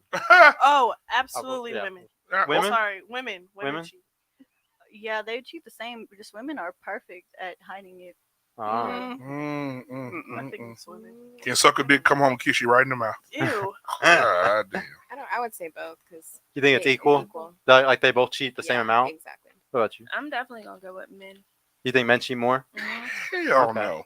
I'm going men cheat more just because even though they're stupid at getting caught sometimes, I think that because of their ability to just hit stuff and run, I think that that's why men cheat more.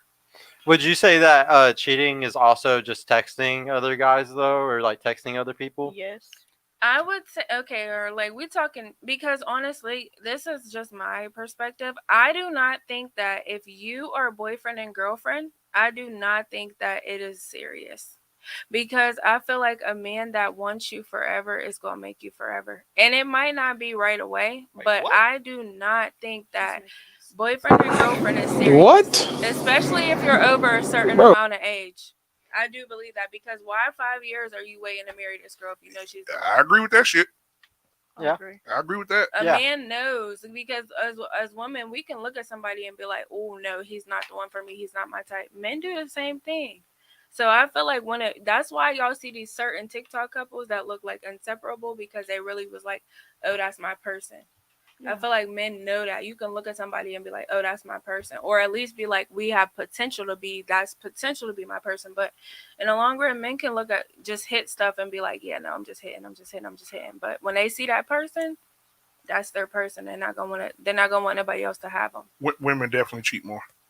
I Oh, really it's think that. 100%. I haven't never cheated, but I do know that women can Oh cheat my just as good as god. men. And they're very good at it too. And like so why do y'all think though like y'all were saying that like men like get caught more or whatever, like do y'all think that the reason why that happens though is because when a man cheats or when he does something he has to invest way more than what a woman, like if a woman cheats, like the alpha that she's gonna go cheat with really quick, he knows it's just gonna be wham bam thank you ma'am and out the door. Like he knows you're just gonna come smash real quick, you're gonna be out. It's a simple you're gonna come over after you get off work. We're gonna be done real quick, and then you're just gonna go back to your man, you know.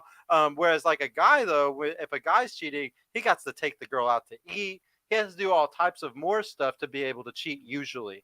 And like a woman doesn't have to do any of that. If she wants to cheat, it's a very quick wham bam thank you ma'am type of thing. It's not gonna be a long thing, and that's why most men get caught. Is because the investment they have to make to cheat. And women want to sabotage the women that he's sleeping with want to sabotage the other woman because they want that man.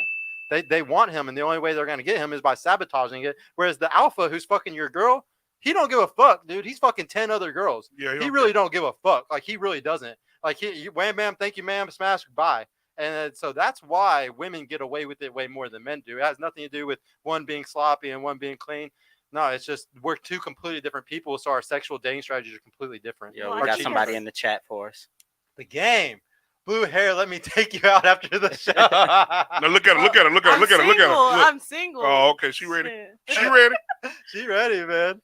No, but you are right, man. If these four young ladies went out to a bar, of all of us right now on this panel went out to a bar, all four of these women could have dick in 2 minutes. Yeah. Yep. They can just go tap a guy on the show and say, come fuck me. They're done, right? We'll probably have to do a little bit more work. Buy drinks, what you're doing after this, where you're going. People, not y'all, but not y'all. But women. I'm just saying, I'm using this as an example. It would be hard for y'all to go get no penis. That's just I agree with what you have said. Like it's easier for women than it is for men. So that's why I think women cheat more. Absolutely. Yeah. And women also always emotionally cheat first. So like the thing is, it's like a woman isn't going to just like hit up a dude and go smash him like a dude would hit up a girl to want to just go smash. You're going to build an emotional connection first. You're going to be texting. There's going to be something going on behind the scenes before you go and fuck that guy. So that's what's really dangerous about a woman cheating is she's emotionally cheating before she ever fucks the guy. And like that, and the guy and your husband or whatever is just sitting there thinking everything's all hunky dory. It ain't. And that's the main ones is the motherfuck. Let me say this real loud. The motherfucking work husbands. Them motherfuckers right there. Those are the ones because they have all the opportunity. They're not only in control of your girl's pussy when he wants it. He knows when her PTO is. She can take time off. She can tell you, baby, I'm finna trigger some men right now. Y'all might as well get ready. Don't hurt yourselves. Listen, she can go to work. Her work husband's gonna say, hey, babe, let's take PTO. You got how many hours? You got 12? Hey, let's take half a day. We'll come in at 12. I mean, come in, leave at 12. I got a room down the street. The hotel's right around the corner from the job. Right? He fucking your girl, and you're at home or at work saying, man, my baby get off at 5. Right? And I work with a female. I'm not going to say her name because she's probably watching. I don't give a fuck. Fuck you. Listen, because she's a... But I work with a female that said that before. She said that she was so in love with her side dick that he would come in her and she would go home with it in her. She would go to sit in her husband, they carpooled. Her husband would come up to the fucking door of this fucking facility and pick her up after she just got dick down, nutted in, and he would come and sucking this man's dick. He would come open her door, let her in the car, he'll kiss her. And I'm like, oh my fucking God. And the reason I know is because I hear her telling the other women, girl, on my lunch break, girl, he dicked me. Oh my God, I don't even know how I'm gonna go home. My husband's supposed to be taking me to dinner tonight. And they said, girl, you're not gonna go take no shower? She's I'm just gonna let that nut stay in there. What? And I'm over in the corner like this. The bitch got permanent BV. Right? So she's actually kissing her husband in the mouth after she got, and I mean when her husband pulls up, she acts like she's seen a celebrity. Hey baby, oh my God. No. Ew, that's weird. No. You know, That's weird. I don't understand that having sex with somebody you work with. That's weird. Oh shit. It's so normal. weird and It's very uncomfortable. normal. That's very I normal. could never. That like work boyfriend, work husband thing is the biggest thing The today. statistics like, is everywhere. Yep, Yeah. the stats are 80% of infidelity or cheating happens in the fucking workplace. Well, I don't work Period. Yeah, I mean, I see it all the time. This is Yes. something that I've seen my whole life, even with my own parents. This is something that's very, very normal. Hey, Sergio, you mind if I ask one more question regarding the cheating thing? Yeah, go for it, bro. Yeah. So, what are ways that a woman could sexually entertain a man other than obviously sex? We'll start with you this time. Oh, you said sex. What are other ways that women entertain men other than sex? Posting pictures of their figure. If they have an OnlyFans, you don't got to sleep with the people who are watching you, but they're watching you, and just chatting it up. Even just talking or posting pictures is a way of entertaining other men. When girls post their pictures, they know exactly, and especially if it's they're throwing shade or they're trying to reel in certain guys that they're interested in or whatever, you can post it and they're gonna notice you. Okay. What do you think? I would say like conversation. Like there's men who are like consistent even when you don't respond. So like I feel like entertaining that. Okay. What about you? I agree. I think like and the mic, of course. Oh, sorry. I think that definitely like conversation texting, sending pictures, or just like keeping up too. Like sometimes just keeping up with your old flames. I feel like that's definitely a Just way. keeping the loop Yeah, in. like keeping the loop going. Maybe I every feel 2 or like 3 weeks, send one message. Just to keep... Not even that. Just like some exes feel like they're always gonna have access to you. As men and women, I feel like there's certain exes that people feel like if I hit them up, they're gonna respond or they're gonna bite or they're gonna want to do this. I think that that's definitely like a red flag, and I think that when you really like a person, you'll even shut them out. So yeah, I would say keeping up with old stuff. Okay. I would say social media. Like it's just you have access to too many people, so like everyone can constantly see what you're doing, even if like you said, like you're done with an ex, like people can still like stalk you and like watch you, and then the thirst traps, like it's too easy to entertain, man. Yeah, it's way too easy. Did you have a question that you were going to after that one? Yeah, I was. So I noticed quite a few of you mentioned something about posting pics, OnlyFans, texting, sending pics. So would y'all consider posting those sexually clad photos on like Instagram as a form of cheating? Yes. Absolutely. You would? Yeah. What about you? No, I think it depends on the relationship because some men like when their woman is showy and some men don't. Beta. Like when, Beta. yeah, some women Dude, don't you like don't when their respect. woman is showy. So like here's what I'm saying with that. Like swimsuits, some men go to the gym and they like to show their figure. I'm sure that their significant other has no problem showing their figure if she's in shape or you know what I mean, like or they do it together. So I think that You it think just guys more depends. secure wouldn't mind it? Is that what you're saying? Yeah, I feel like in a way, it just depends. It can go either way. Just remember, men are really territorial. Yeah. Exactly. Like hyper territorial. Exactly. And like the type of guy that would be okay with it, he's either a simp, a beta, a bitch. or he doesn't give a fuck about you. Right. And he's sitting there and acting like he cares about all these things, and he doesn't care about that. But it's because he's fucking 5 other girls, you know, and that's why he doesn't really give a shit. Right. Because it's either that or he's a simp or beta. Right. There's no way it's anything else. Because if you were an alpha male, there's no way possible. That's how men know. Listen, when the blood hit the water, the shark comes because he knows he can have you. There's no alpha male that's a man is going to have his woman on Instagram half fucking naked. It's just never going to happen. If you see a woman half naked and her relationship status says in a relationship, she's with a beta. Yep. It has to she's with a dude because why would I want to share how fine my woman is with the world? Or I know niggas gonna be in her DMs. Hey boo. Oh, you look good in that bikini. Oh shit, I see you, girl.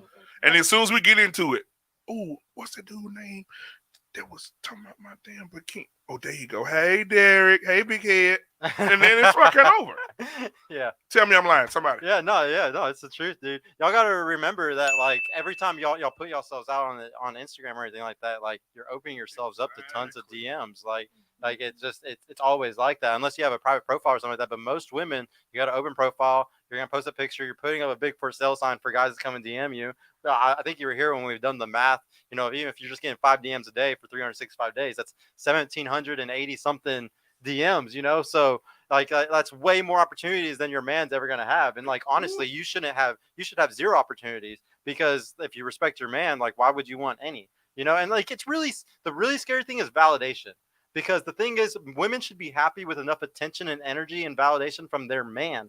But once you get into that Instagram shit or anything like that, I actually read a really cool statistic that women with that don't have fathers have validation issues really bad, because they're always chasing the validation from a man because they never had it from their own father. Right. And that blew my mind when I read that a couple of days ago, because it's so true. Like you don't want a woman that's constantly needing that Instagram validation anyways. Like a guy who's really cares about his future, he's gonna run from women like that, you know? What was the question again? I totally forgot. Yeah, so do you consider posting sexually clad photos online a form of cheating? No, but like I said, guys are confusing. I feel like they go after girls who are posting half naked pictures, but then they want like that image of like a girl who doesn't want to post nothing. So I'll explain to you why. So the reason why is because, like you've said before, men are visual creatures. We fall in love with our eyes, women fall in love with their ears. And the thing is, a guy will hit you up and have sex with you, and the reason why women have such a hard time understanding this is because y'all project y'all's own sexual market strategy, which is when you sleep with a guy, you're trying to build that oxytocin bond with them. You know, a guy does not do the same. A guy might see those pictures or whatever it is, and his whole intention, he likes those girls because he wants to fuck those girls. He doesn't want to marry them. He never wants to wife them. But you're right. You're totally right. Guys are gonna chase those women that are doing the bikini pictures and all that shit, but they would never wife them. I promise you. I promise you, they're not wifing those girls. They want to smash because we fall in love with our eyes. We want to smash things with our eyes. But I promise you, he would never wife her. And that's the problem, is women get so confused today because they're like you just said, you're like, men are confusing. And it's because, yeah, you're like, why are they choosing these girls? But at the same time, they say they want these wives. It's like, because we love to fuck. We love to smash. We would love to fuck these girls. Y'all aren't the same, though. Like, y'all look at everything from your own lens, through a female lens, which is the opposite. You're not trying to do the same shit. So you're like, why are they doing this? It's so confusing, because we're opposites. We're not the same at all. Men and women are completely different. Those girls are for extracurricular activities. That's what we say, yeah. The one that he's looking at, that's the one he just want to smash the fuck out of. But then you look at his wife, you be like, damn, she's nothing like what he's smashing. Because that's the woman that brings him peace. Yeah. No, Now, I want to know what is something. This is a new question that we've never done really before. What's something about the dating marketplace that bothers you? What is something about the dating marketplace that bothers you? Whether it's about men or women, just what is something about dating right now? You're just like, this is fucking stupid. Why are they doing this? We'll start with you this time. What's something that bothers you right now about the dating marketplace? Just honestly, it well because I am Christian. I do believe in God. It's just the world is so godless right now that it's Hedonistic. Everybody's living in their pleasure. yeah, like how we talk about sex so casually and how oh you're a virgin, like you're unexperienced or whatever. Like that's biblically speaking, that's not how it's supposed to be. So especially if God isn't in your relationship, it's gonna go south. The whole cheating thing, lying thing. Everybody is posting thirst traps on their story, whatever, and all that stuff. It's just not working in relationships. You just don't like the people's godlessness. relationships as well. Like half the people in my DM are in relationships. It's people who are even married. It makes me not even want to be in a relationship. Yeah, it scars you for just seeing stuff like that. So that's one thing that bothers you about the dating marketplace right now is just the heat, how bad everybody is, basically. Yeah, everybody's horrible. Yeah, well, the thing, what I always like to tell women is that, so guys have it opposite of you. So for a guy, just so you understand, we have to talk to, I tell men that you need to talk to at least 10,000 women. If you want to find a woman that has burning, genuine desire for you, and she's a wifey, it's a 1 in 10,000 chance, boy. It is rare as hell to find today, and it's because the options are everywhere. And you got dating apps, you have all these things. That we live in a not intercontinental, a world dating marketplace. It's not just the United States or just Texas. It's fucking the world now. So it's way harder now for women. Y'all have the opposite issue. Y'all have to filter 10,000 fucking guys. Yep. You have to filter 10,000. So if you're single, along with all the other singles, you're going to filter 10,000 shitty men before you find one that really likes you, and he's also going to want to marry you. And if he's been checking out your social media, he's been on your social media for a while, he already knows what you want, so he's going to say exactly what you want. So, like, for me, I've spent so much time, like, I've wasted so much time initiating something with someone who has spit so much game and telling me exactly what I want to hear. And then a week or a month down the line, I'm like, damn, this person is not what they pretended that they were going to be. So I just wasted my time here. And then it makes me not even want to date. I'm going to give you another piece of advice. I tell people all the time, do not online date in any way, shape, or form. I call it all organic. I do not date in any way, shape, or form with Instagram or with any apps. I don't believe in it. I think that you need to be organic today because people do not take you fucking serious on the internet. That's just the internet. I would never take a girl fucking serious if I met her on a dating app or I met her on Instagram. It's just a fact. I wouldn't. I would smash her, but I would never take that girl serious. Well, for someone like me, okay, so besides if I step out to a club or whatever, people can always talk up game, whether it's online or in person. But so for someone like me, I don't know where I would find the person that I'm with, because I don't work. I stay at home. It's the filtering problem though, because say you go to the grocery store and a guy walks up to you. The guy who has the balls to walk up to you at the grocery store, if he has the balls to walk up to you and ask for your number at the grocery store, he has the balls to ask a lot of girls for numbers anywhere. He's the type where he does that often. Okay, so that's another part of the issue with y'all's filtering. I also like to teach women, you have to chase the man that you want now. My girl had to chase me. Yeah. So There's hella where do you suggest competition. I would find my organic man or the person who I... Well, if he's a good man, you got to be prepared to fight. You got to be prepared because, say, for instance, he's a good man, and what woman does not want a good man? She wants a good man. She wants a good man. You want a good man, and there's only one. So one of you motherfuckers gonna have to step up and step out and be like, hey, listen, you other two bitches, bye. Listen, this is my man. I can offer this. This is who I am. And that man's going to have to choose who he wants. But you have to be able to present something to that man that stands. I know it sounds horrible, but it's fucking competition out here. It is, especially for good dudes. Especially for the one you want. The one you want. Yeah. The one that I want, because there's a lot of good guys, but just because they're a good guy doesn't mean that they're going to have like the right traits you want. Yeah, exactly. So like, if it's a good man, I'm probably not what he wants, and then there'll probably be someone here at the table that's like perfect on paper for him. So really, like, a guy can choose who he marries. So we have to. Yeah, it's really hard for y'all. Like, it's really hard. You have to pick harder than ever. And like I said, for the guys that y'all want, you got, like, women love to be chased. Like, it's for all of history. It's like men chase the women.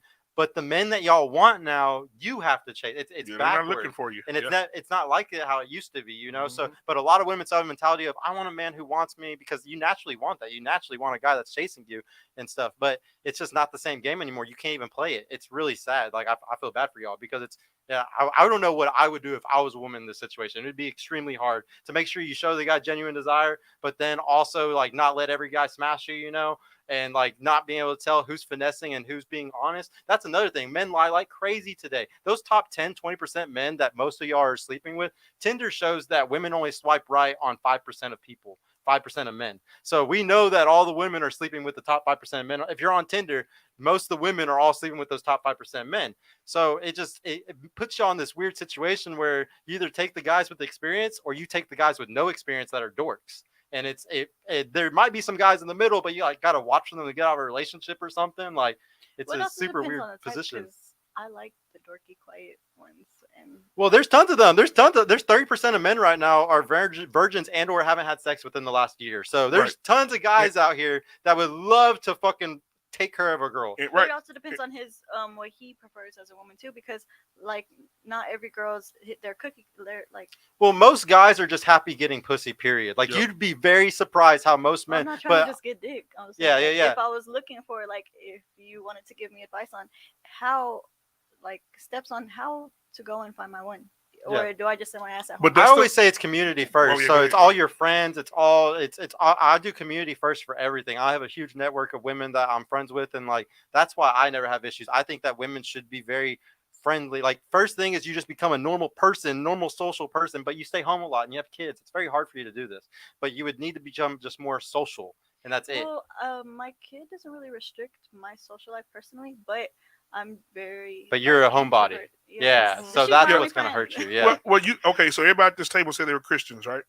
So I'm able to go to church right now. Let me take you to church. Come sit on the front pew and let me preach to you for a second. The Bible says, let me get my preacher voice together. The Bible says that he who findeth a wife findeth a good thing. The reason that people are not becoming married is because women are doing the shit wrong. Women are dyslexic. They're doing the shit backwards. They're looking for the men when the man should be looking for her. It says, he who findeth a wife findeth a good thing. So your job is to become that very thing that he needs when he finds you. Yep. So when he finds you, you're already wife material. Damn. Wow. In the Bible, Boaz was a very wealthy man. Ruth was working in the field. She was a poor girl working in the field. When he found all these women, girl, I want me a Boaz. Ooh, a man take it. No. He was attracted to her because of her work ethic, not because she wanted to sit at home every day. Ruth was a worker, and he was attracted to that. And he married her and gave her all his riches and gave her everything because of her work ethic. So what we have to do is understand what the scripture says. He who findeth a wife, let him find you. He findeth a good thing and finds favor. Got to go to the next scripture. And finds favor with God. So now God's going to favor him because he found you, and he's going to bless the union, and then you don't have to worry about the situations you've been putting yourself into. Right? So let him find you. But when he finds you, be ready. But you got to be careful what you ask for, because if you want a husband, when he comes, you got to be ready for him, because he may be in the grocery store today. You got the bonnet on with the slippers and a hole in the back of your shirt. You have to be, when you step out the door, you got to be ready for the man that may walk up to you and say, hey, listen, that may be your husband. So let him find you, and while you're waiting for him to find you, prepare to be a wife. Because it says he who findeth the wife. So when he finds you, you already got to be a wife. Yeah. Just to throw this out there, like my girl has an amazing work ethic, Like one of the biggest reasons why I locked her in was because of her work ethic. It has nothing to do with everything that she does. It's the ethic behind what she does. It's incredible, and it's different than any other woman I've ever met before. And well, I can't remember the other thing I was going to say. What was it? Your titties and ass ain't everything. I'm telling you. Can I say something go ahead. though? Yeah. You know what else too? He's like 100% right, because somebody just said I was boring. Like, men like women who are interesting. Men don't want to be with somebody who's boring. Like, it's cool to serve and do all of this stuff, but what makes you different? Because that's the old standard way. A lot of men back in the day, they wanted their wives to be these servants, but then we're in this new economy where there's a lot of women bosses, and then there's a lot of men bosses, and normally those men bosses get with those women bosses, and they create more of a boss empire. empire, you know. So I think that adding value to yourself, like I'm big on like self improvement right now. Like that's a big thing for me because I feel like, okay, what can I continue to do and add to myself to make myself better and more valuable, because the market is slim picking. So I think that when you're not boring or you're not like just having this blank slate, you need to be, I love to read, or I like to hike, or whatever your hobbies are. I think that if you make yourself a more presentable case, men will notice that from you. And confidence. Like, you do tattoos, you should have led with, hey, I do tattoos and I'm an artist, you know what I mean? Like, make yourself more presentable, make yourself more lovable, more wantable, and I think you'll draw that attention from men. She's absolutely yes, correct. she is. And the one of the things that's hard because like how the dating is right now, everybody's just sleeping around, everybody's not taking no one serious. So my personality and how I am, it has to attract the person who wants somebody like me. So for me personally, I am disabled. Like I stay at home. I'm disabled. I can't go for someone. If someone wants like, oh, a breadwinner to bring, a breadwinner, whatever. That's not me. I'm a homemaker, and yes, I make my money. I pay my bills. I take care of my kid, because of course I have to. But I'm not one of those like boss babe. Yeah, Yeah. one of them boss bitches. But me personally, like I like to do things like music, play instruments, read, go to church, tattoo, art. I like to do all the like the old school things, like the organic things. And nowadays, guys don't seem to like that. I would have to find a guy who is into art, into music, into just doing. I think No, you'll guys be able, do. Yeah, go ahead. Go ahead. I think you'll be able to filter a lot of the guys just wanting sex though, or just wanting some bullshit by saying all those things. Like, you'll find the right guy by filtering all the ones that don't like any of those things. Does that make sense? And just really quick, something that I like to teach people. Like, I have what I call a pyramid of what's the word? I can't think of the word. Attraction? No. A pyramid of like priorities. Like, I think men have certain priorities and women have certain priorities against a relationship. So for a woman, I think women's priority is your beauty is at the top of the pyramid. That's what's going to get you in the door. That's what's going to get the guy to DM you or for him to want to take you on a date. It's always beauty first. That's the first thing that we first connect with. Okay. But right after that, right under that on the pyramid is your loyalty and what do you bring to the table to the man? Like, how complimentary are you to his life? So I say, if you try, and right on that section, that's how you lock them in. Okay, your loyalty is how you're locking them in, and your complementarianism. So if you compliment that man perfectly, like say he's really good at these things, and you come in and you perfectly compliment the other things that he's not good at, that's one of the best things to do. And then your loyalty. Those two things are how you lock them in, is what I say. You can get in the door with your beauty, but to make that guy want to fucking stay with you, it's about your loyalty. He needs to look at your Instagram. He needs to look at your DMs, your text messages, and know, man, this girl's super loyal for me. She don't talk to no guys at all. She's a really good girl. That looks really good. And then what are you doing for him? Like, how complimentary are you to his life? If he is amazing at making money, you better be up in there cleaning and doing whatever to be like, if you're so good at making money, I'm going to take care of everything else that you suck at, And that's what I like to teach women is your priorities. It's just those things. If you focus on those things, I think you can really find somebody. Go. So to add to what he's saying about this whole perspective on relationships, yes, at this table right now, just for an example, guys, if you're in here and you're saying, oh, you got your cleavage out and you're just, oh, yes, I could do this, I could do that. And then me starts talking. I'm telling you right now, a man's going to have two things going in his head. I will definitely fuck her. But who is this motherfucker over here, this intellectual woman right here? Right? When you get in a man, I'm telling you, when you get in a man's mind, when you get up here, instead of if you get this first before the dick, you've accomplished a lot. Right? There's nothing more sexy. Let me say this, because titties and asses, I'm telling you, those titties going to drop by those ankles when you get 50 years old. That ass is going to pull in. You're going to be built like a Glade plug-in by the time you're 45, 50 years old. What I'm saying is, it's what's in the mind that keeps the man. So an intellectual woman, that there's nothing more sexy than walking in a room and having a woman speak like just intellectually. Like I always say, when you walk in a room with Cardi B, you'll say, yeah, I hit that ass. But when Michelle Obama walks into the room, everybody adjusts their clothes. Why? Because her aura gives off you need to respect me. Mm-hmm. I'm going to respect you. I'm an intellectual woman. When you have conversations with her, her conversations will turn you on because she's like talking about things that matter, right? Yeah. So that's what I'm saying. So so you always want to practice when a man walks in the room and he sees you, make him adjust. If he's adjusting, you winning. But if he like shit, he sees you as an object. He doesn't see you as an intellectual. Yeah, that's really good advice right there, man. So yeah, never even thought about that.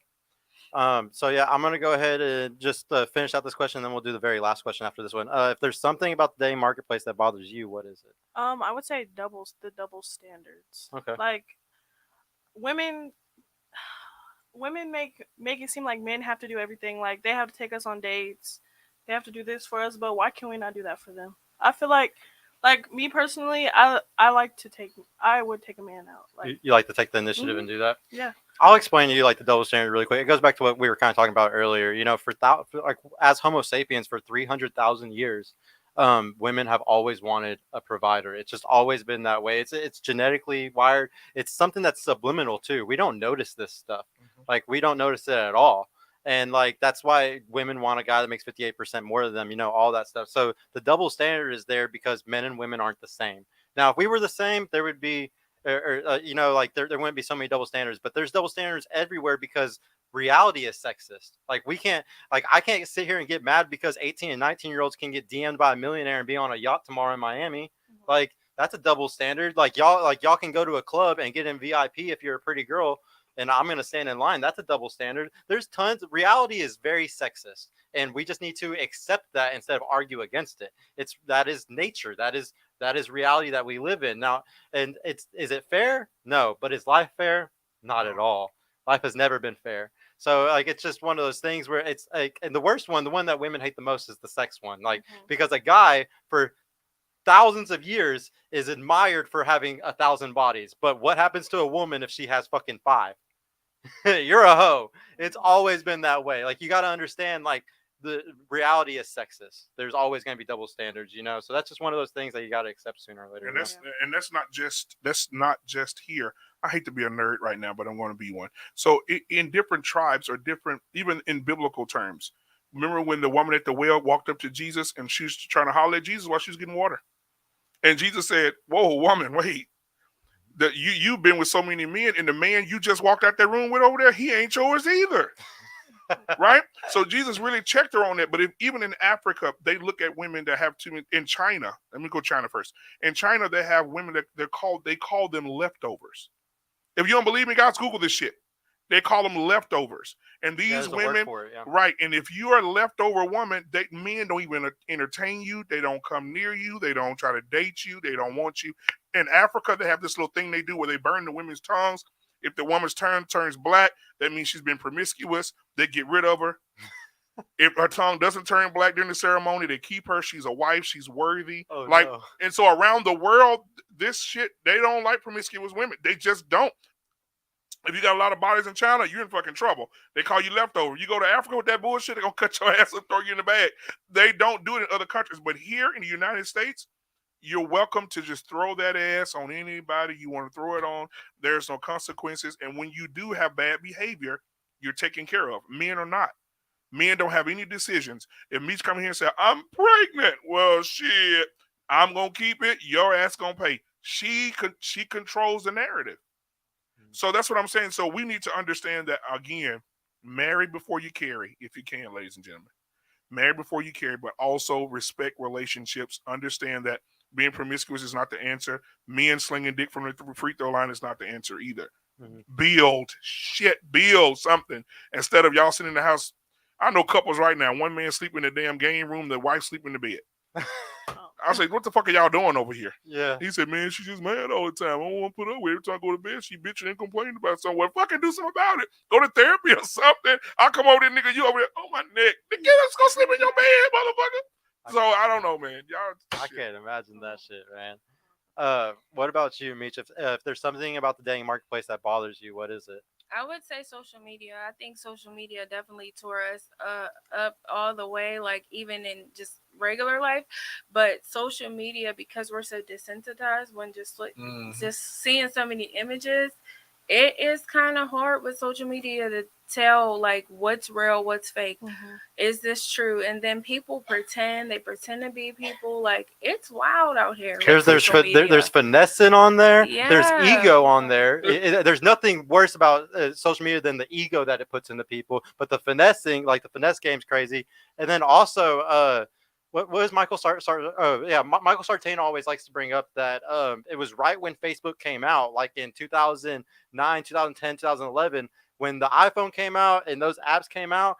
The guys went from 16% virgins within a year up to 28% in 2019. And if that trend went from 16 to 28, we know it's at 33% right now. There's one third of men that aren't fucking right now, and it's because of this social media trend. Women, it went from 14% to 16%. Y'all went from just 2% up. So there's even some women that became more incelish, I guess you could say, and started staying home too much too. But it's mostly the men that started staying in their mom's basements too much, And these damn imposters, because they'll go take a picture with a filter on and they look like a booger wolf. Let's just be real, right? And you go to meet her. Oh, we're gonna go out on a date, and you get to go meet her for dinner, and she come out, hey, you like, whoa, it's that's not the fuck I saw online. Yeah. And she had a fucking filter. She's and then these women that put on all these fucking makeup and shit. They have 4 layers of fucking makeup on, and they're like Wesley Snipes when they take this shit off. And you go in and have sex with her when the lights off. You tearing that ass up, and she wake up in the morning and looking like Leslie Jones. Good morning. The wig off, the makeup off, the shit. I know Real. you've seen the TikToks where it's like a 50-year-old woman that does crazy makeup to herself, and she looks like she's 22 afterwards. Yes. You're like, what the hell is She's going an on? imposter. Yeah. That's why part of the reason why I made this show was because it was like there's 3.6 billion people on YouTube, mostly single men. And it's like y'all can hit up these girls and y'all can't catfish them. They know exactly what y'all look like based off of the video right now. We get Live. catfished a lot with money and clothes. Yeah. Okay? Well, I like to say that y'all can get finessed really easy. Like, so men finesse women out the box, and y'all finesse men out the bag. Like, there's tons of women that are super good at getting money out of guys, and then there's a lot of guys that are super good at getting pussy out of women. Really good at it. Well, you ask me, hey, you finessing, you ain't got no money. Shit, listen, I ain't trying to be prideful here, but I pull my motherfucking bank account up with my phone, just slide it over to your ass and be like, all right, talk to me when you get through looking at this shit. I mean, if you real, you fucking real. It is what it is. You making 6 figures, that's the fuck it is. Bankers make 6 figures, this motherfuckers making money. You know it. When a woman that's why I don't understand women. This intuition only kicks in certain shit. When you see a man, if he work at Kroger's, or if he work at Bank of America, you fucking know, right? So a lot of dudes do fake it, though. A lot of dudes taking pictures in front of other people's cars downtown Dallas and shit. In my Lambo, and somebody said, "Get off my shit," on the video. So I mean, fake dudes are fake dudes. I make a lot of money, but I don't be out here saying, "Hey, I'm posting up is my shit." We're wearing Louis. Right now, fuck all that shit. Yeah. I'm out. So like for the guys, I was talking about like the pyramid thing. For the guys' priority pyramid, the way it works is at the very top is provisioning, obviously. Like we've been talking about provisioning. Exactly. Why are they wearing the Gucci? Why are they wearing all the stuff? It's a peacock, like they're peacocking to look like they're providers. Yep. If they sit there and peacock and there's tons of women that fuck them because they're wearing the Gucci shoes, they're like, oh, I can keep doing this. If I buy more of this shit, if I keep peacocking, I might be in debt and have zero net worth, but these bitches keep fucking me. So like y'all are getting finesse, like y'all see all this stuff and you're like, oh, he must have money. No, he doesn't. Like the guys who really have money aren't wearing that shit 9 times out of 10. I walk around in some N1 shorts and a wife beater. Exactly. Fuck that shit. And it is what it is. You want it, you want it. You don't, you won't. Get the fuck on. We didn't do this question, but usually I like to ask women, do y'all want a guy with a 401k, with IRA, with HSA? And not a lot of women are sometimes thinking about, but that's what y'all should be thinking about. A real savings account, not their savings being on their watch, No, we do. Yeah. No, well, that's good. Well, yeah, I'm just happy some women are learning to do that, but most women don't. Like, they don't give a shit about savings. But another reason why I bring that up is because in 20, 30 years, our parents are able to retire right now with, I think, like 1.5 or 2 million in the bank. To retire in 30 years, they're predicting you need to have 4 or 5 million. Exactly. So for our generation to retire, we are fucked unless we start saving heavily right now, or you get with a guy that's very into it. Like, it's a very, and I know y'all don't want to be working at 60, 70. I know y'all don't. Welcome to Walmart. Yeah, I know y'all don't fucking handing out smiley face stickers and shit. Hell yeah. No, for you, if there's something about the dating marketplace that bothers you, what is it? I think it's the social media too. Like Also everyone's social media. like it's just what literally what you said. Like everyone's pretending to be something they're not, and then you're getting or you then you meet them, and then it's like it's not matching up to what It's a finesse or yeah, something. They're not. It's not matching. Yeah, I agree with y'all. This is one of the reasons why I preach organic so much. And what I mean by that is, like I said, don't get off the fucking apps. Get off all that shit. But then it's like then you don't want to meet a guy like then where else you're gonna meet him? It's like either church or a club, and it's like if you meet a guy at the club, like they probably go out and I think that if you're just a pretty girl, not even a super attractive girl, I think that you have plenty of opportunities just walking around in real life. Like and like the thing is, a lot of people, you got to understand, we live in this generation now where we're all stuck at home. We all have cabin fever. Like we all are watching Netflix too much, watching Hulu too much, doing all like I don't watch any TV shows or anything. It's because I know how damaging it is to me. Like there's a lot of people who fall into vicious cycles of some type of hedonism, some type of pleasure, and we never get out of it. It's very easy. And like y'all gotta understand, these companies that are marketing and doing all this stuff, they want, like, if y'all sit there and watch all this shit, they're making buckets, bro. They're making buckets, getting everybody addicted to all these different apps and different things, and they're destroying the world while they're doing it. And like we're all just sitting back, like acting like nothing's wrong, but in reality, we got a lot wrong right now. It's very dangerous. And the advice I would say, she said at the church or at the club. Okay, church is fine. However, you have to change your atmosphere. So say try something different outside the box. Dallas has a lot of shit right now. I know a lot of people don't do this. However, I'm gonna give you the tricks here. Dallas Symphony. Right now, you can go to the Dallas Symphony and dress up and look very nice and beautiful as you are, and walk up in there, and a guy may see you and be like, "Wow." And guys go there with their guy friends a lot. Like I've gone to the symphony twice with a guy friend. Like when I was single, I remember it. So yeah, if I would have saw a pretty girl there, it would have been that's crazy. I didn't even think about that. But that is a good one. And you're putting yourself in a really good spot. Another thing is networking events. Like I didn't think this was good until recently. Right. And but yeah, even business networking events can sometimes be good, or political networking events. There's all types of networking events where you can dress very nice and like possibly find a guy that's looking for somebody that looks like that, like very well taken care of. And even for men, on the other flip side, like if Meech was here, hey, Meech, instead of her thinking about, oh shit, he finna ask me to go eat something, he finna ask me to go somewhere I haven't been before. No. Yeah. Hey Meech, they got the Van Gogh Museum downtown Dallas. I'm going to take you there. And after that, we'll go to Reverchon Park and walk, because tonight they're releasing lamps over the park. Right? So we can do that. You've never done that before. never. Nope. Right? So if I take you to do that, do I have more of a chance of gravitating to me and me to you and having a more intimate experience, other than trying to have a one night stand, or we trying to fuck, or I'm trying to, let me see the ass, let me see what the mouth do, right? Instead of doing all of that, if I did that with her, she's going to respect me more. She's going to be like, damn, this dude is different. Mm-hmm. Right? So the same thing with women. Do something different. Don't, ass and titties will fade.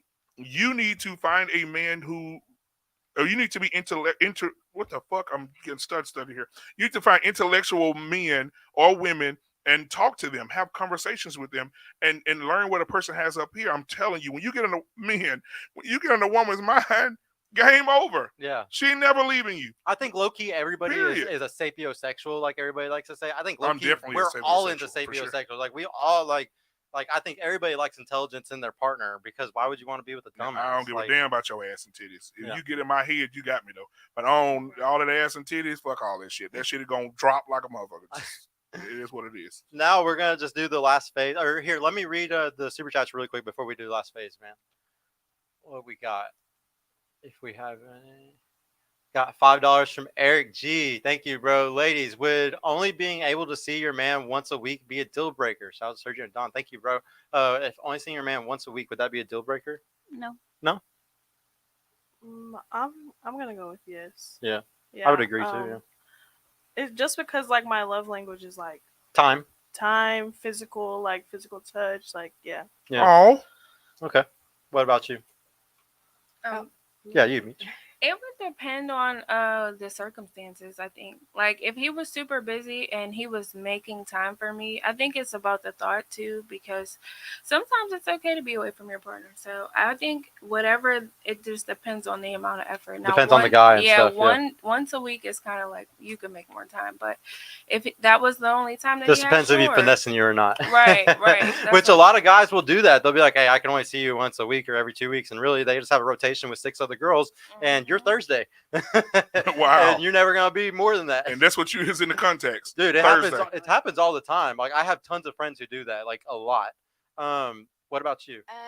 It's not a deal breaker, but at the same time, it's like I feel like I was talking to this guy who has a kid, and normally don't talk to people with kids because they just don't have the time, and he's a single parent. So we kind of had to like end it because he just doesn't have enough time for me, and I don't have kids, and it's just like barely, not even once a week. So I could totally see that happening. 1,000%. Yeah. Yeah. Like yeah. I always have an objection to this though. I feel like a lot of women won't date guys that have kids, but really sometimes the opposite might work out. Like I think if people would open their minds and really see how it could possibly work out, because I feel like a man that has a kid, they show a level of responsibility and care. So they're going to show that single woman with no kids, they're going to show her like, I can be responsible and I'm enough for you. And then on the flip side, a woman that has kids with a man that does not have kids,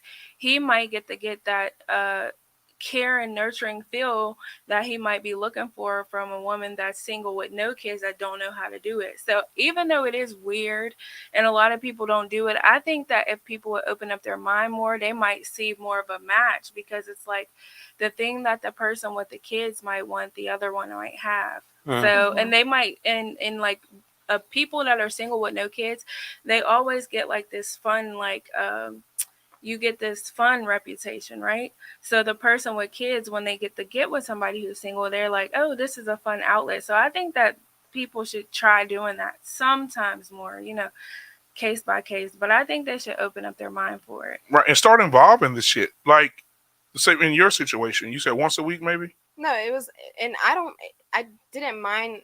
I kind of stray away from it just because I know like there's a lot that comes with it. Like you might be potential stepmom, or like, there's just a lot of things Pressure. Yeah, exactly. But I considered it just because he was a good guy, but it's just, he doesn't have time for me. Yeah. At all. If I was him, I would be like, hey, listen, baby, on Thursday we can go out, but tonight my son is asleep. I'm gonna get you some popcorn. I'm gonna rub your feet. We finna watch this fucking movie. Yeah. Yeah, like right? I would involve you in my. I would involve you in my day to day. Yeah. Absolutely. Yeah, and I think if he isn't involving you in day to day, there might be a red flag there. Like they might be doing like the spinning plate thing, and a lot of single fathers do this. You gotta understand. I think single dads have no issue. I think it's pre-selection, like you're saying.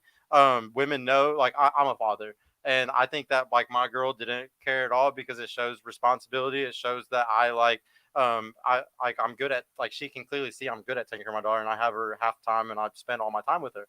So like I think that makes a guy look way better. So guys, single fathers, I think have way less of an issue than single mothers though, because a guy's biological imperative is sometimes to not want to take care of another man's child. And like I have an amazing stepfather, like the greatest fucking stepfather ever. And so I hate saying stuff like this, but I do believe that is true. Is there really good men though that will step up? Yeah. But I also think that that's harder to find today. Like my mom got lucky because it was 20, 30 years ago. Right. But today it's hard to find a guy to step up. Because that's even in nature. Yes. If you look at nature, if a lioness, the head of the pack, the man passes away or dies in battle, the other male lion has to step up and be with that lioness to create more family. When he gets over there and he has 4 cubs by the other lion, he kills them all. Yep. And he starts over, and they start over. The lion is basically saying, him, Mufasa said, I'm not raising no motherfucking symbols that ain't mine. Yeah. Right? Even in the gorilla, even in monkeys, same shit. They'll beat those kids to death because they're not their children. That gorilla will grab their little baby and just beat him to fucking death. And our genetics is only 99% theirs. Like we're only 1% different. Yeah, so even in nature, they don't want to deal with other people's kids. But when they have their own, they're on their fucking back. They're running around with them. They're playing with them and shit. But if they're not theirs, they knock the shit out of them. It's a biological imperative. Yep. What's the next question? $10 from Otto Taylor. Why should a guy make double what you make? Shouldn't you guys put your money somewhat in the same pot and build together? Does that not make sense? Hey. Otto Taylor, you can hope for people to do that, man, but you're just fighting. Like, take it up with Charles Darwin, bro. Like just take it up with science and like how everything works. Like that is just literally reality. Like, if you don't like that women are that way, dude, get mad at reality, bro. Get mad at literally women for just needing to take care of their kids. Like, this is all biological. It's all genetic. You can't get mad and say these women are bad because they would want a man that makes more than them. It's like, you need to just check yourself in a situation like that, bro. I don't think that you should ever think. It's like getting mad at a guy because they sleep around, like a high value man, like a guy who makes $1 million, that's 6 foot tall and has a foot long dick, and every girl is chasing after him. It's like getting mad at those guys for sleeping with multiple girls. Why would I get mad at him? He's just literally doing what his biology has taught him to do his whole life. It's ignorant to get mad at something like that. And as an alpha male, that one pot shit, that's just what it's gonna be. Yeah. You know, I don't think that I think people that are single have their own shit, but when you're married and you say you're a Christian, right? I'm a Christian. The Bible says when you get married, you become one. Mhm. So you becoming one. What I make is in this account. What you make is in this account. We grow together and we build. We're better together. There's no reason why. I work in the banking sector, ladies and gentlemen. There's a man right now. Wife is on hospice, dying, can't even speak, had a stroke. Just like that. And guess what? He don't even know the fucking password to a computer, laptop, bank accounts, nothing. So when she passes away, everything's in her maiden name. So when she passes away, he has nothing. He can't do shit. He has to fight for that. He has to go to the bank and prove that he's married to this woman that kept her maiden name, that kept the passwords away from him. He doesn't know about how many accounts she got, savings, checking, what kind of life insurance policy. He doesn't know anything, and she's about to die. She'd be dead in 3 days. Yeah, strokes are He dangerous. doesn't know anything. Yeah, that's super dangerous. Like, I feel like that This happens is a lot. crazy. And what's scary is people are scared to get married now because of the contract being so hard. And there's tons of people that are going to have this issue over the next 10, 20, 30 years because we're not getting married because we're so scared of it now. Yep. It's crazy. Yep. What was the other one? Michael B. Truck with the $1. Thank you, bro. Making a hail. Yep, and that's it. Appreciate All it. right. Now we're just going to do the very last one. This is me and him are going to do critique for y'all to help y'all get into a relationship of your dreams, possibly. We're just going to say one thing that you can improve on, and after we're done, y'all can give us a critique back. If there's anything that you think I can get better with in my relationship with my girl, or anything that you learned about him that you might want to give him critique back, we'll take it back, and then we'll do last thoughts really quick. But yeah, you can go first, bro, or do you want me to go first? You can go first. Okay, I'll go first. I'll start with you. How old are you again? 23. 23. You're in a really good position because of your age, but you have a kid. You have one kid? Mm-hmm. Okay. But you're in a really good position because of your age. I think that like you could definitely lock down a good guy in the next 5 years or so. Because he might not be the guy that you want. Like, you need to be open to kind of I love my stepfather and everything, but the thing is that you might have a guy that's more of a beta though, or a guy that's willing to accept something like that, because today's day and age, guys don't like to accept taking care of somebody else's kid as much. It's just not the same as it was 20, 30 years ago. So you might just want to lower certain standards, like the way the person acts, maybe their height, I don't know, but there's certain standards that you might find a guy who really loves you and he's willing to take care of your kid and really be like a good man for you and raise a family with you, but he might not be tall enough, or he might not be the right weight. You know, there might be some negatives that come along with it. And all I can say is don't let that ruin it, because love and marriage and everything, it's so worth it. And you have an opportunity still at your age. A lot of women, man, like we like to talk about sometimes, 30, 31, 32, you hit the wall. And the wall isn't something that's a number. It's not an age. It's a mental thing. It's like I can't tell you when any of y'all's wall is going to be. It's something that you're going to experience on your own. It might be if you're a really pretty girl, it might be at 35. If you're a really ugly girl, it might be at 28. You know, and all it is you start noticing yourself. I'm not getting hit up as much as I was 8 years ago or 10 years ago. You know, and so like you got to be careful about that wall. Whether that means that you need to beat it by finding a guy before you get to it, or whatever it is, every woman needs to be thinking about that, because you don't want to. I get on TikTok every day and go to women or dating over 30 and dating over 40, and some of those TikToks and shit are some of the most bitter fucking posts I have ever seen in my life. And I watch it just so I can see how these women really think after that age and stuff, and it's fucking sad. There's been a few times where I've almost cried watching some of these TikToks from these ladies because it's like, I really feel, I wish somebody would have just told them 10 years ago what I'm telling y'all right now. Like, I feel so bad because every woman deserves love. Every man deserves love. We're all meant to do this. Like, I really believe in symbiosis and that we work great together and we've all been lied to.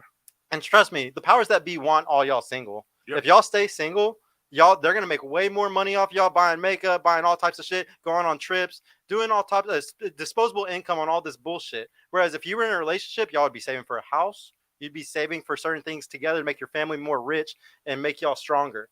So really be careful because the world is trying to keep y'all single, man. They really are. They don't want y'all to be happy. They don't want you to be in a relationship. You want to go? I'm gonna do each one. Yeah, I'm gonna do each one okay. really quick. For you, how old were you again? I'm 24. 24. So you're also like in a similar situation as her. You got a good age right now, so you need to take advantage of that. Anybody that's in y'all's age, I'm saying take it very seriously. Or be in a rush, kind of, or don't waste time. The biggest thing is don't get dickmatized. Do not let that guy, like sit there and like you sleep with him for 6 months or something. Because like I've said before, you're gonna walk past that guy that might really fucking love you every day, and you would never notice it. Because whenever you're dickmatized, you ignore everything else. I promise you, like a lot of women don't know that 1 in 3 guys aren't having sex because y'all don't pay attention to the guy that works at Taco Bell, the guy that lives in their mom's basement. Y'all don't see those guys, So like you really gotta be careful because the guys that are out there that are getting it, they're fucking sleeping around a lot, and you can easily get dickmatized by them. And the next thing you know, you're never gonna get the guy that might really love you. That's the biggest thing, though. Like otherwise, I can't really think of anything else. You were really like based on a lot of things. Like you were really like understanding about a lot of things. And the biggest problem today is a lot of women want to argue over a lot of shit, but you were super understanding about a lot of shit. So I don't think you have the same issues.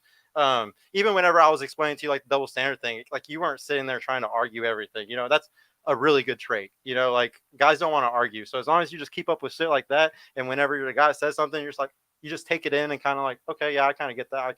I can understand that point. That's a really winning trait right there. Okay. For you, Meech, this is my 3rd time having to critique you. You're getting better and better every show. Like you're getting like really good about just understanding men as always. There's a few things that like you can fix and probably get a little better at, but it's the things that we already debate all the time, and we don't know where the middle ground is, like the how long to make a guy wait kind of thing. Because like I said, you might end up with a beta, but you're also in a similar position to her with having a kid that you might need to accept the beta. And it's not even that you're accepting the beta, man. You're just like just not having the high standards. And I understand why women have high standards today, because like guys are just as fucked up. They get on Instagram, they get on porn, and they see these women with tit jobs and all this stuff. Yeah, there's a lot of guys that are 4 and 5s and they think they deserve a 10. And it's the same way around. Also, there's a lot of women that are 4s and 5s, but y'all have slept with the 9 or 10 because men will fuck anything. So there's a lot of girls that are down here, but y'all expect up here. So that's the only thing y'all got to watch out for, is lower some of them standards, lower that height stuff. Maybe not the gym body, just lower certain things, and you might find the perfect guy. That's the only thing. And same with your age, that's why you might have to do that, is because of your age. But otherwise, I think you're doing a lot right. And the guy that you're going to find is going to be really happy, because you're very based in understanding men right now. And like I've learned throughout all the episodes that you're getting better and better and better at wanting to listen, wanting to just understand men, I guess you could say. But yeah, good job. For you, you did a really good job at like understanding also. Like you didn't sit here. This was one of the best panels we've ever had when it comes to argument or being argumentative. Everybody was super understanding. Everybody wanted to listen. Y'all were all looking at me like I was actually giving good advice. Y'all were all looking at him like he's actually a married man that knows what he's talking about. And that's not every show. Like y'all are all very grown women. Y'all all know what the fuck y'all want out of your life. And y'all are all prizes in my eyes because of that. It's just a matter of some guy that's going to see it, because yeah, most of the time they just don't want an argumentative girl. They just don't want somebody that's going to argue with them all the time. And you're a little bit argumentative, but the big thing is little. No, just kidding. The big thing is just being able to humble. You did it at this table. You humbled yourself multiple times and just listened. And that's all you got to do sometimes. And how old are you again, though? 27. So you're 27, but you look young. So your wall might come later than some women. Your wall might come a little bit later just because of your looks. But don't let that fool you. Don't sit there. I'm telling you, like, don't take it just as serious as the younger women. You need to be taking it just as serious as far as like not playing games, not doing the dickmatized shit. But yeah, that's all I can really say to you too. But you don't, yeah, you don't have kids, so you have a lot of opportunity. You can go All ahead, bro. So I'll start over here as well. The what I would say to you is that I know that you spoke about a lot of trauma, baby. You got to get that trauma. You got to get it to where you could get it under control, because it could, that for right now it's controlling you. You can't even look at a man without having PTSD about something violent that happened to you, right? You have to get the therapy, right? There's free things after this is over. I could, if you want me to give you some free sites or whatever that will offer therapy to help you through those traumatic experiences of domestic violence or anything of that nature. You know, I could actually help you with that, right? Because I know the CEO of Promise House here in Dallas, Texas. I don't know if anybody ever heard of Promise House, but he does. They have therapy there where they can help you. So if you've been through domestic violence, I think you should get therapy and heal. And then when that man comes, you're prepared for him. All right. For you, she's very quiet, but you can tell there's a little pit bull in there. Right. So it's right under there. It's like, don't fuck with me. But for you, I'm just saying that it's going to come a time where you're going to have to, that man, when that man comes, you're going to have to be like, oh, okay, that's the man that's for me. Right. Sometimes those standards that we set for ourselves, because my grandmother used to say, if you want to make God laugh, tell him your plans. Right. So if you plan to have 6'3", God may just out of a joke may send you 5'8", 5'7", and have him be a great man, and then we'll look back and say, The irony of God, yeah. Right? And so now so be open-minded. Don't miss out on the opportunity that could change your life. All right? That was a really good one. For this this argumentative woman over here, oh my God, Miss Mint Dentistry. No, I'm just kidding. But listen, I will say that I believe that at the age that you are right now, that you would have a lot to offer in a relationship, because you just said you're marriage minded. You said that's what you want. So I'll also extend this to you as well, as every woman at this table. He who findeth a wife, already prepare yourself to be that. When he sees you, he knows this is the woman I want to take to meet my mom, not the woman I want to show how warm my comforter set is. Mm-hmm. Right? So I want this woman to meet my mother, my father, my sister, my family. And there's two things that a man, I tell young ladies this all the time. Two things a man thinks when he sees you. Perception is reality. If he sees you with your titties out, your ass out, oh yeah, I'm gonna fuck her tonight. But if he sees that class that we talked about, Michelle Obama earlier, he's like, wow, I would love to take her out. I would love to just see what's in her head. So be that woman, be open-minded to whatever comes your way. And in the world we're living in right now, the man of your dreams may have a kid. And that's fine. He may have a kid, and you may get attached to that. And what's going to happen to you, same thing's going to happen to her. You say, yeah, he's got kids. I know you don't have time. And as soon as that baby grab your hand and say, mama, hey, your ass going to be gone. and so we're going to say, aha, right? So that's your aha moment. But again, I think that you're a great person. I think that you're well-spoken. I think that you're fun. And I think that you will be a great wife because you said that you already, are marriage-minded. That's what you want. All right? I don't know what to say to Meech right now. I really don't. That's not a bad thing, Meech.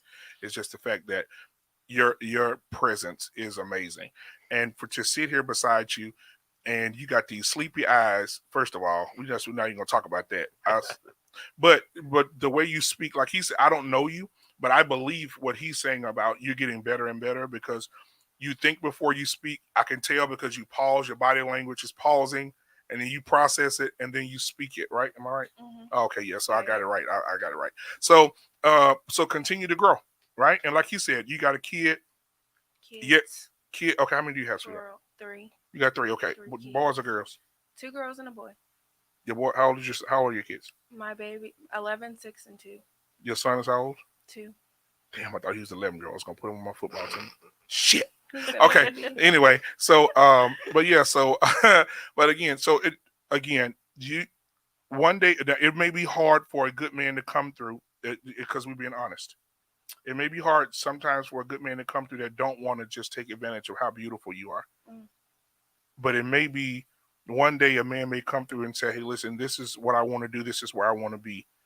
But allow yourself to be open to friendships, to allow yourself to be open to men that could give you conversation or to advise you like we're doing right now, advising you, giving you information. Because if you want somebody to vet a man, bring him to Big Brothers, bring him to me, bring him to him, and we can vet him, because that's how it used to be. When a man wanted to have you, he would have to come and speak to the man first. Yep. Yeah, bring him to me and Sika. Exactly right. Yeah. So I don't mind choking a bitch out. So my thing is this, but no, all jokes aside, I think that you would be I think that you've learned a lot. I think you've experienced a lot. I think you've heard a lot. I think you've been through a lot. But I don't think that you should allow yourself to be down about it. You say you are Christian, so make sure you stay prayed up. Make sure you don't try to fight things on your own as an individual, because you can't trust you to get you out of what you got you into. You have to give that to God and allow God to elevate you into where you're going. So that's what I give you. Because sitting here, you have a great aura, you got a great spirit. You don't like to laugh out loud. I don't know why that is. We got to work on that, because you tuck your lip in and move back from the microphone. But again, great. All you guys are great. All right. Everybody has flaws. We just have to learn how to not run around the flaws or walk around the flaws, but we got to meet those flaws straight on. Yep. We got to meet them. If we don't meet them, then they stick with us for the rest of our lives. And now you're taking it out on your husband. Now you're taking it out on the man of your dreams. And then the worst thing is taking it out on your kids. I see this every day. Because I volunteer. I do a lot of volunteer work, especially with the guy that I was just telling you guys about. You see a lot of women with kids talking to their kids like they talking to the man that hurt them. Right? And then those kids, now you're building a generational curse. Now those kids are going to grow up and talk to their kids that way. Yep. Or find a woman who. Yes, I'm gonna find a woman just like my mama, because I was complacent with my mama cussing me out. So when my girl cussed me out, that's fine. My mama did it. She loved me, right? So we have to be careful. So guys, that's my advice to everybody at the table. And next time I see you guys, hopefully half of y'all are married or seriously dating or something to that nature. Yeah, that's the goal, man. So now y'all get to come in on us a little bit. If you just have any critique for me, just really quick. Anything I need to work on? I'm always trying to grow. I'm always trying to get better. There's nothing I can work on. You can be honest. Yeah, I'm always trying to get better at everything. Well, I'm not mean about what I say, but it's more like you do have a lot of statistics and facts on there. But as far as whenever you do chime in your opinion, it kind of gives off like the energy, kind of like deflecting the man's mistakes upon a woman. Like, oh yes, this is how a man is messed up, but this is why a man is because of the woman is like this. I don't know if that makes sense, but like it's kind of like excusing the man. I just want you to know I don't ever. If there's anything that everybody watching knows, I go in on men way harder than I do women. I hate bum men more than anything. I actually think the biggest reason why everything is messed up is because of the men. I think it's the men's fault. I don't think that it's any of y'all's fault that the world is the way it is. It's all men's fault because we lead and we run everything. It's none of y'all's fault. But yeah, I'm very. I agree with you though that like I say that I was saying it that way on the show because it's only women panel. But yeah, if there was guys here, you'd hear me go in on them too because I think guys are shit today, especially the finessing thing. I think guys are finessing like crazy for pussy, and I hate that shit. They just don't deserve it. What about you? Do you or also really quick, just give me last thoughts too about what you thought about the show. I really like the process of it, how you were organized with the questions. Of course, how we're sitting, the microphone, whatever. Like the whole thing, it was a good setup. It had amazing structure, and especially with the critiques at the end. Like for one, I didn't even know it was going to be a structured podcast, but I appreciate that because it shows effort and it makes everything just run smoothly in general. Thank you. No, thank you. I really appreciate that. Also, would you ever come back with a single friend? You already did tonight, but would you come back with another single friend if you could? I would. I would like to see this as like a conversion kind of show. I want to convert people to knowing these things. That I want to teach women these things because if we don't teach women these things, we're just screwed. We're not going to fix the world, you know? What about you? Just give me a critique and then last thoughts. I don't really have a critique, but I do have a question. Yeah. Okay. So yeah. Any questions too, if y'all want to ask questions. I like to communicate, but men don't like to do that. So sometimes I feel like I don't approach it in the right way. But I don't know, like from a man's perspective, what is like the best way to approach something like if it's bothering you or like something you need to fix? Something that the guy needs, like you want him to fix something. Yeah. So the thing is, you can't fix a guy. Like he has to want to fix himself, and that's just period. So it's if you have to tell him to fix it, it's a problem. Like it shouldn't. Now, don't get me wrong. You might be in the perfect relationship with some type of guy, and y'all been together for months, and he's being a bum about something, and you're gonna have to try to finally bring it up, And if it's one of those scenarios, I want to say like the best way to this is a hard question because I don't think there's a lot of right ways to say something. Sometimes men take things wrong. Like I do it just being honest. There's a lot of times when my girl tries to give me advice or do something and I get very mad about it and I disagree with it heavily. So that's a really hard question for me to answer. As somebody that's married and you've dealt with way more than me in relationships, do you have an answer to that? Oh Lord. What you want to do is if it's a good guy, you want to put him in a comfort zone. You want to make sure he's comfortable. Men will tell you that we're tough, and we are. But you have to be willing to put a man in the comfort zone. So you want to take him out of the box. So say, for instance, you wanted to tell me, hey, listen, I need you to do more around the house. Basically, let's go to dinner, right? But put me in a public forum. Right, there ain't gonna be no arguing, there ain't gonna be no fussing. We're gonna sit down and have dinner. We're gonna talk about life. We're gonna talk about the good things. And then you can say, hey, babe, listen, this is one thing I just wanted to bring up to you. What was that, babe? Hey, listen, I get a little tired around the house. I just want to know if you would help me out just a little bit more around the house. Right? Some people don't approach what they want the right way. And sometimes women be like, the problem is a lot of women hold a lot of shit in. And then they don't say nothing until it gets to a boiling point. And then they'll say it, and then it'll come out wrong. The dude be like, girl, fuck you. Because of how you said it, yeah. Right. So initially you should say, when it first happens, you should address things when they happen immediately. If you don't like what he's doing or you want him to change something, hey, babe, I need to talk to you for a second. Don't wait 3 or 4 months and let that shit pile up and build pressure, and then you, That's true. Don't do that, because when you, he's going to shut down. He don't want to hear it. I don't hold it in. That's the thing. I'm one of those people that, like, if something's bothering me now, I'm gonna say it now, and like it just never works out. It never works. Like, no. Yeah, it's not what. Yeah, it's not. I'm gonna do an old grandma thing. It's not what you say; it's how you say it, basically. Yeah. Because I can say to you right now, who are you talking to? Or I can say, what did you say? Mm-hmm. See the difference? Yeah. They mean the same thing, but it's how I said it to you. Mm-hmm. Right? So I think that you should work on that, because if you're having that issue, then if we're having any issues with anybody in our lives, we need to first reflect on ourselves first, make sure we're good, and then we can deliver or pour into other people. Yeah. Okay? Self-accountability is always self-accountability in anything. Yeah, for sure. Well, also, what did you think of the show? And would you come back? I thought it was I liked it. It got me out of my shell, like speaking on stuff that I don't usually talk about. I would definitely come back. Oh yeah, please come back and bring a single friend. Let's convert more people. No, I appreciate it. You can go ahead and give me a critique, and then also last thoughts. I guess I don't have really any critiques. I think like overall, like I've learned like just getting guys' perspective on things, because I'm really big on like relationships and like learning like a guy's perspective and also girls, because I'm like I want to understand both sides. So no critiques, because I don't really know you guys that well to like say like give you a critique on like yourselves. But for sure the show is very eye-opening to like hear like how you guys feel. Yeah. Would you ever come back? Oh yeah, I would come back. I do. Like you said, only single people, or like. Well, no, no. If any of y'all ever get into a good relationship, I want to be able to have y'all on a 1v1 interview and talk about what helped you, so then we can help more girls do the same thing. You know what I'm saying? So yeah, if y'all ever get in a relationship, also let me know. Don't go ghost. But yeah, also if you ever have a single friend that you just want to bring on to try to teach her how to get better at dating, you're more than welcome to come on anytime again and bring a friend. Okay. And Meech, just a critique for me, and then last thoughts.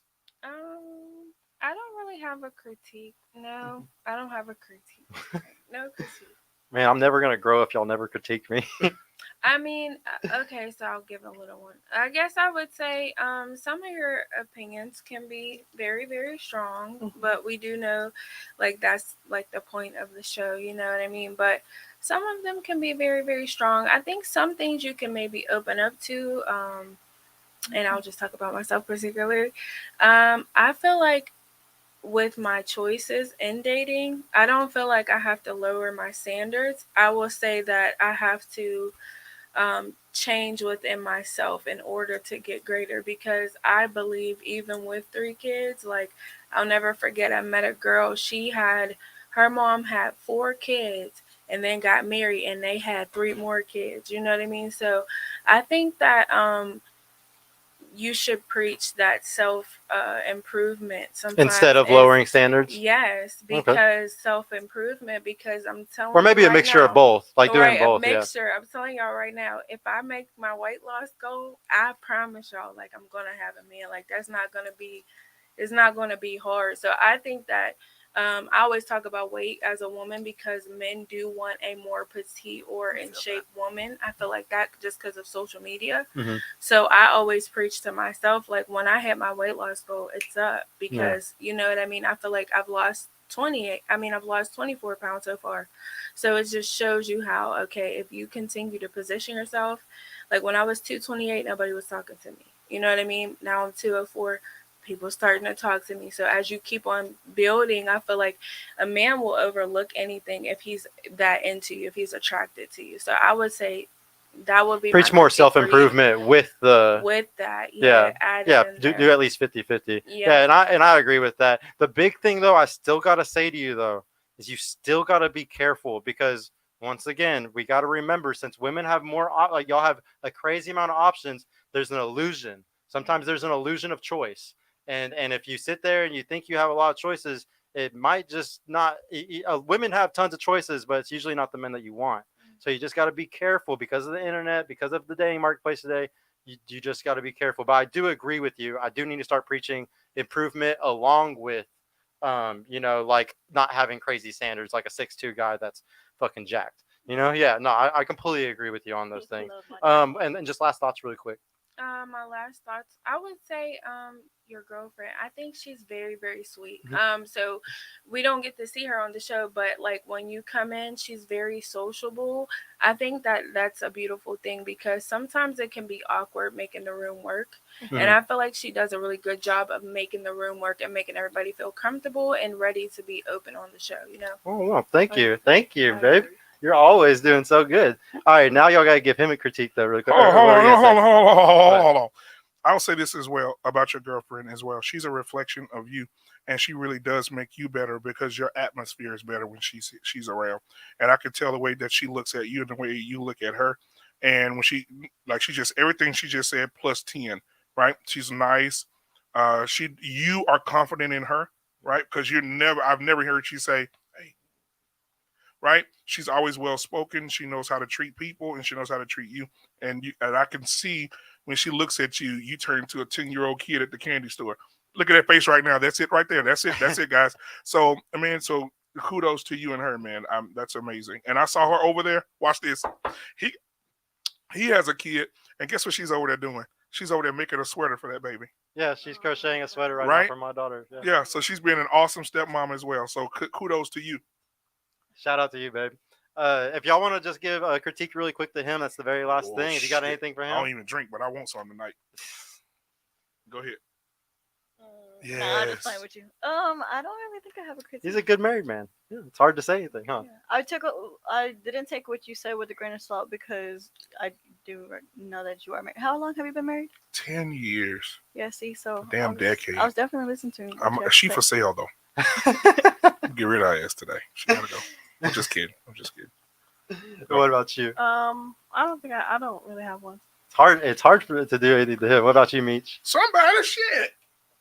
We're all for personal growth here. I think that it was a very good show. You're very good at what's the word? Encouraging people. You know, he's a good talker. Yeah, you're very good at encouraging people and breaking down different things, and facts are big. Like I'm learning that facts are a big thing. Like actually knowing your stuff, that's how I'm able to get better, because I actually been listening. So I have been listening to a lot of stuff to try to elevate my thoughts and elevate the dating process for me. So YouTube University, I always shout out YouTube. If you ever want to know how a man thinks, start listening to what the men are saying on YouTube, because then you'll have a better insight on the dating world. Period. That's facts. No, you got anything for him? I don't know. Like I think, like I said, you speak, like you give good advice, like worldly and just like relationship.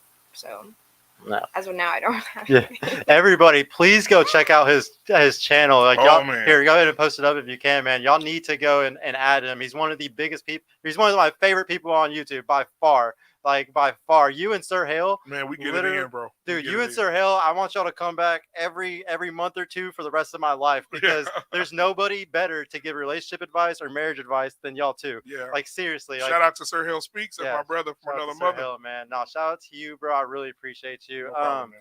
Thank you, ladies, for coming. Y'all did amazing. This was one of our best panels by far. Y'all are all very smart women, and I think y'all all deserve a really good relationship one day. So I can't wait until y'all hit me back up saying, "Hey, I got it. I want to come on the show and brag about it."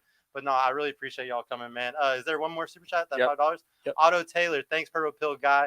I gave some thought about what you said. You're absolutely correct. Keep up the great work. Love the show, man. Otto, thank you, man. I really, you're a good fan for even taking consideration what I said.